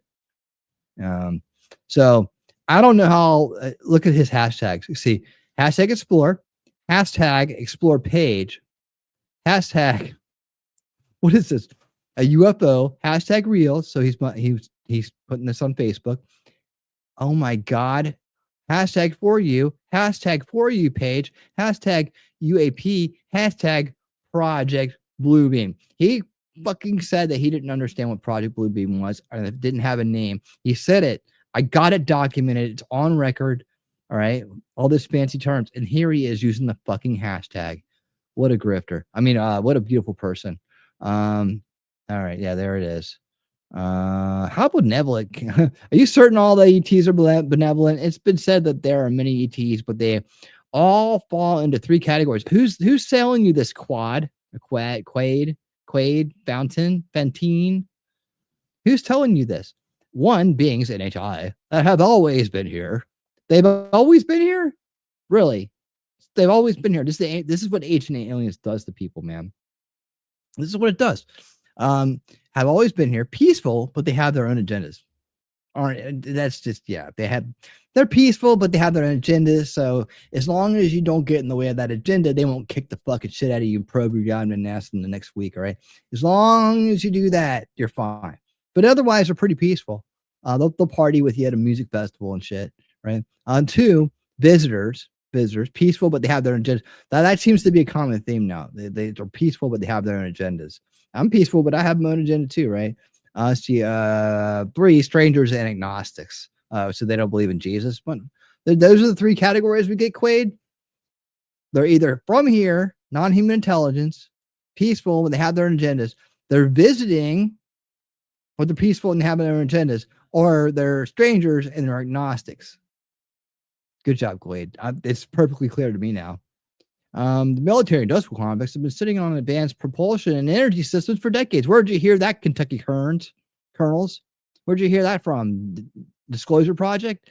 Hidden behind national security, quote unquote, while keeping humanity enslaved in outdated technology. I know this outdated technology is I feel like a slave with all this AI and this fast fiber optic internet. You know, I can barely have a conversation with people from, thousands of miles away. Barely. ETs aren't the threat. It's our own government hoarding technologies and lying to us. And lying to us are. Yeah, that's what they are. That's what they are. It's not the ETs. They just want to be friends. They're peaceful, but they have their own agendas. I mean, who doesn't? But then you have, these guys are becoming national security, keeping this outdated technology, this fucking slow ass AI shit, right? I mean, it should be so much faster. I mean, you could type in a fucking line of a line, and the computer gives you shit, right? Like fast. It's like automatically it's this there. That is so outdated. It's so lame. Where's my holographs? Where's my teleporters? Where's my tricorders? Where's the shit that's gonna make life better? What in the world? Okay, I must be talking about something that the powers that be, the military industrial complex, doesn't want me to say, because my internet connection keeps lagging out. We're gonna take this spot another 10 minutes, guys. So hang in there if you're having a good time. If you are, make sure that you please hit the thumbs up. Hit the thumbs up. We're not even we haven't break 100 views yet. Man, I must be doing something wrong tonight. I'm so sorry. I'm pissing off all the alien people is what I'm doing. All right. So that came to my mind. Oh shit, I have my mind's eye, planet of his mind's eye. His mind's eye is right there on his forehead. Right on the forehead. See, UFOs are a real thing. Planets are not. Oh, here we go. Thank goodness for this guy. Someone's probably talking some sense into everybody. Light Manifested says, what is that? What's that picture of? I think it's a picture of Shelly as a baby. Can't tell. UFOs are a real thing. Planets are not. Okay. So glad we got that clear. Planets not real. UFOs real. Okay. We live under a filament. Uh-oh. We know where this is going. We are stationary. This is where where we're going now, Light Manifested. I will put 100K in escrow for you to simply prove that tiny spaceship Earth, 8,000 miles diameter, is spinning at 138 miles an hour while speeding 6,660,000 miles in another direction, speeding up slowly. Oh, yeah, sure you will. Sure you will. You know how many people owe me money for this same question? I have I've experienced up close encounter with UFO in 1984, but we do not live on a planet and nothing escapes Earth. Interdimensional and or outside the ice wall, outer space is a land beyond the ice wall, which may be infinite. This is a flat earther, guys. Okay. Thanks for coming out, Light Manifested. Looks he got 2 likes. This is fine. You will lose me when you talk about human UFOs deceiving us with Project Bluebeam. Given the Galactic Federation's presence.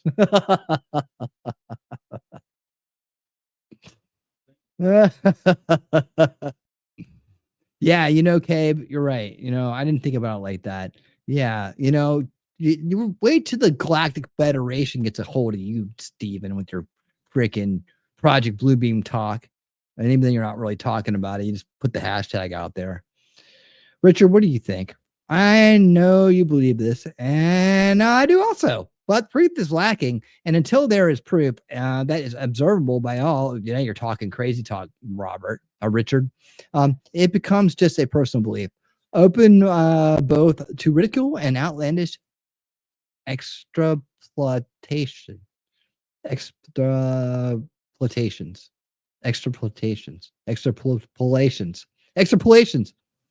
How about this? Exploitations. Richard, stop making sense. All right. Stop making sense. Fallen angel real? Are fallen angels real? Are they, right, Joseph? This is from Joseph Hurtado. We continue to find their physical presence throughout ancient history and civilizations like Sumer and Egypt. Yes, according to ancient aliens, these are all true things. Jacob Bali seems to disagree with the simple explanation of UFOs being from our universe. I know it's so simple that how can you disagree with it? Fallen angels are, according to ancient accounts, ancient alien accounts, ancient alien accounts, physically present, technologically advanced, and interested in humans. Yeah, of course, all fallen angels are very technologically advanced. They need technology. Denying these facts seems to reduce the field of view of the whole UFO phenomenon. I know I every day I'm saying the same thing. It's just reducing the view, and it's really putting a hurting on us that we don't completely confuse this with angels, right? Extrapolations. Thank you. I was just so blown away by his explanation that I couldn't get it right. Abductees tell a different story. This is how how is the hybrid program benevolent? Yeah. See, now when you have abductees telling different stories, it makes you question the program being benevolent or not. The hybrid program, that is. Of course, there's also the thing where aliens have never been to our planet, so the abductees are just making shit up, or associating it to some kind of trauma in their life.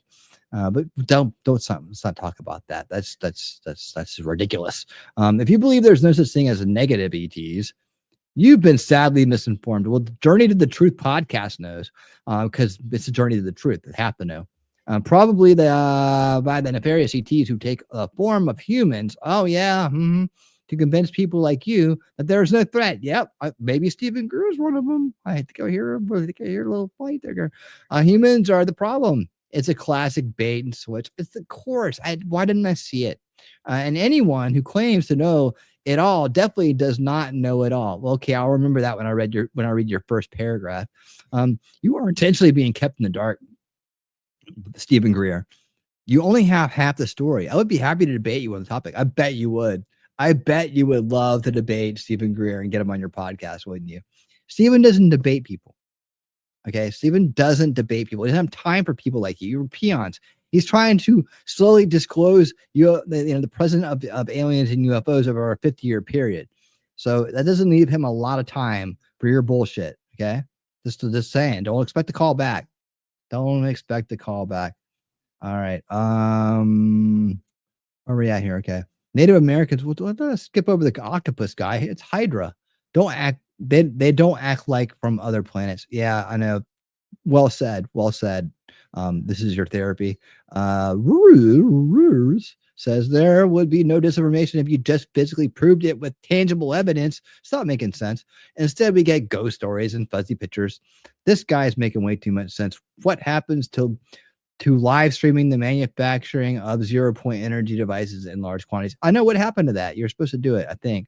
I believe this stuff exists, but it's just imaginary until there's something I can touch with my own hands. Oh, you have little faith. All these whistleblowers are making money off their stories. Stop making sense. Yeah, can't prove it. I can prove they're making money off their stories. They just have to be one person live stream some proof or evidence to really make that money, but they don't, because they are either lying or don't have the evidence. I just need one video of me walking up to my garage and opening the door to a UFO, and I'd make some money off that. Yep. And that's all then all these whistleblowers combined. Whistleblowers combined. So why hasn't it happened yet? Because they're all full of shit. Dude, I'll give you a heart for that. I don't know what the hell you're saying half the time. Native Americans believed the Europeans were no threat. How much of their culture is left? That ATs are no threat. There's some, I don't know. Okay, I'm getting tired of this. Who are these people? Good Lord. Oh yeah, this guy. Remember this guy? Lower down the basket of one of these holes. This guy, he's dead now. Schneider. That's right, Phil Schneider. He claims that this is one of the original disclosure guys, right? Well, he was in the original Disclosure Project, like way back when it came out. This is one everybody loves to talk about because he went into a deep military underground base and got his goddamn fingers blown off by an alien. So listen to this real quick. If you don't know who this is, this will be something. Lower down the basket of one of these holes, and about from me to this elderly woman here in the front was sitting a 7-foot tall alien gray. The stench was worse than the worst garbage can you can imagine. The first one was that, or the entity was absolutely horrible. I didn't waste any time or reach for my pistol. At that time, as an engineer, I didn't have time to carry all the folder all of one of these big submachine guns at all. He's an engineer, man. He reached for his gun. He's on a rope. This guy's hanging on a fucking rope. Listen to this. Sea spray and the yellow fruit and all the outer perimeter and inner perimeter security people carried. I carried a little Walter PPK pistol with a 9-shot Hell yeah. clip. You're a badass. This is in late August of 1979. Now, in the summer of you got a regular suit of clothes. You got a regular clothes on, plus you're in almost like a spacesuit environment, and you're reaching for a gun.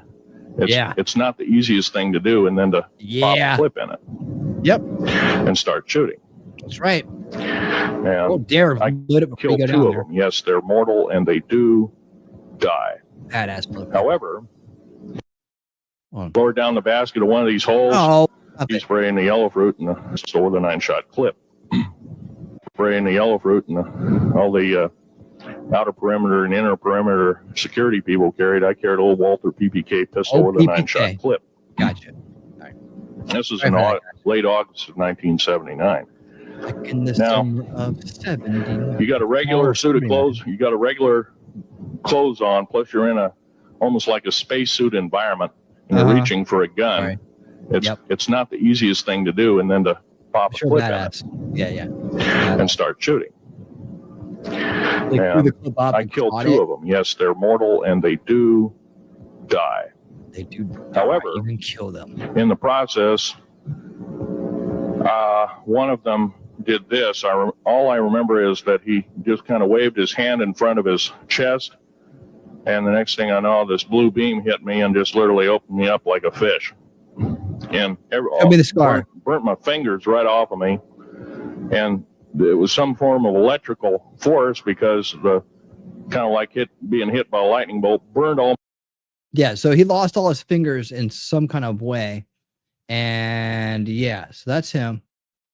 That's the guy. He was. Everybody believed aliens worked with humans on underground bases because of his story. How about that? Isn't that great? Yeah, Phil died. His story was completely debunked, and that's the story for another day. But anyways, we'll let him have his day today. Yes, the truth will set you free. So yeah, Stephen did another podcast where he talked about catastrophic disclosure. There it is, right here. Right, catastrophic disclosure. Okay, that's a fucking long video. Hold on. Yeah, it's a long video. Anyways, I thought we may have a clip of that. So catastrophic disclosure is when you tell things too fast, right? And things become catastrophic because you've disclosed too much too fast. And here's the woman he's always talking about. He likes to go back to his old stuff. He goes, Werner Braun told us, he warned us he warned us humanity about the fake alien invasion. He said the covert group controlled the issue. Will fake a war with aliens so they could weaponize space. That's what he said. Look, I'm gonna prove it right here. Listen to this woman. Okay, listen to her.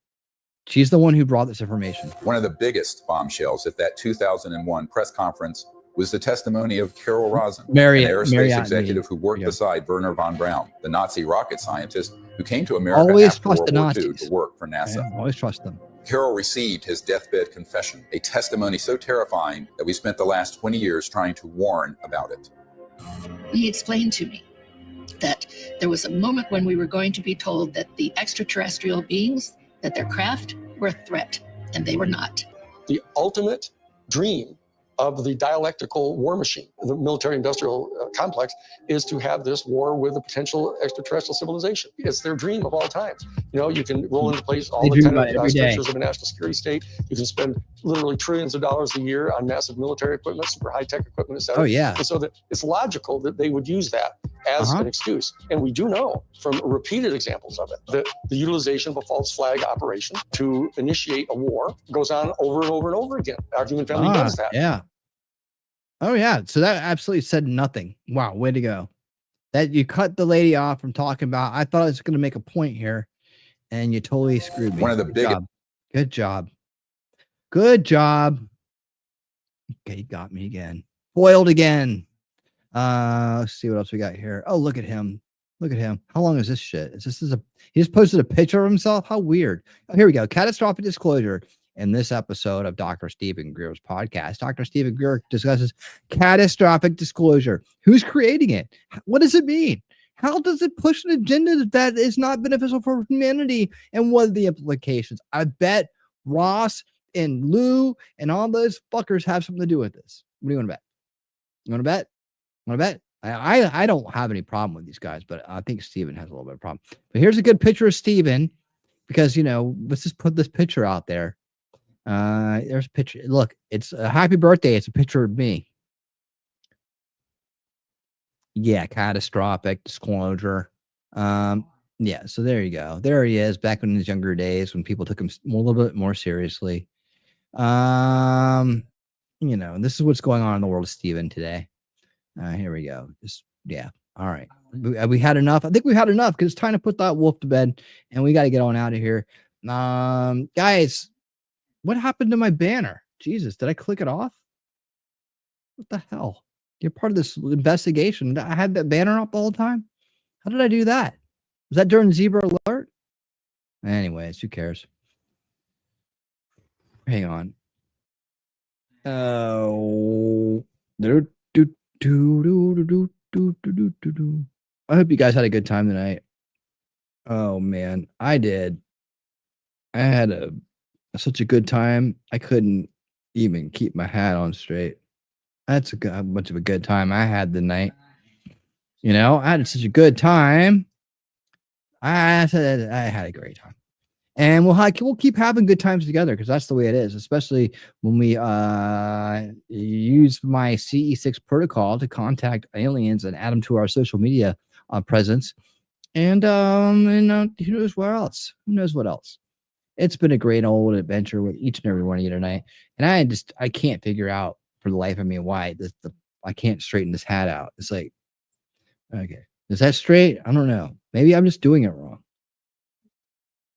But yeah, so it's like looking in a mirror and then trying to figure shit out. And it doesn't work, because it's not really a mirror. It's backwards. Oh, okay. There we go. That's right. Okay. Nope. It's still wrong. All right. So, anyways, I'm going to go out like this, and we'll just make it work. Guys, thank you so much. Should we try to figure out if there's anybody? Usually no one's out there by the time I get done with the show. What the hell happened to this? Okay. Nobody's out there. Everybody's gone to bed. Who's that? No, I don't know those guys. Oh man. Let's see. Well, we can go to. I can send you to Good Logic. Maybe he'll talk about something more interesting than UFOs. All right, hold on. What the hell? Back up. Okay, and copy that. So Rumblers. My 13 Rumblies. My 13. Hold on. All right, my awesome Rumblers. All right, you're going over to Joe. 2, and there we go. All right, you guys can get out of here if you want to. Oh, Arrow went something wrong. What went wrong? Did I do something wrong? Hold on. I know. I should never do it like this.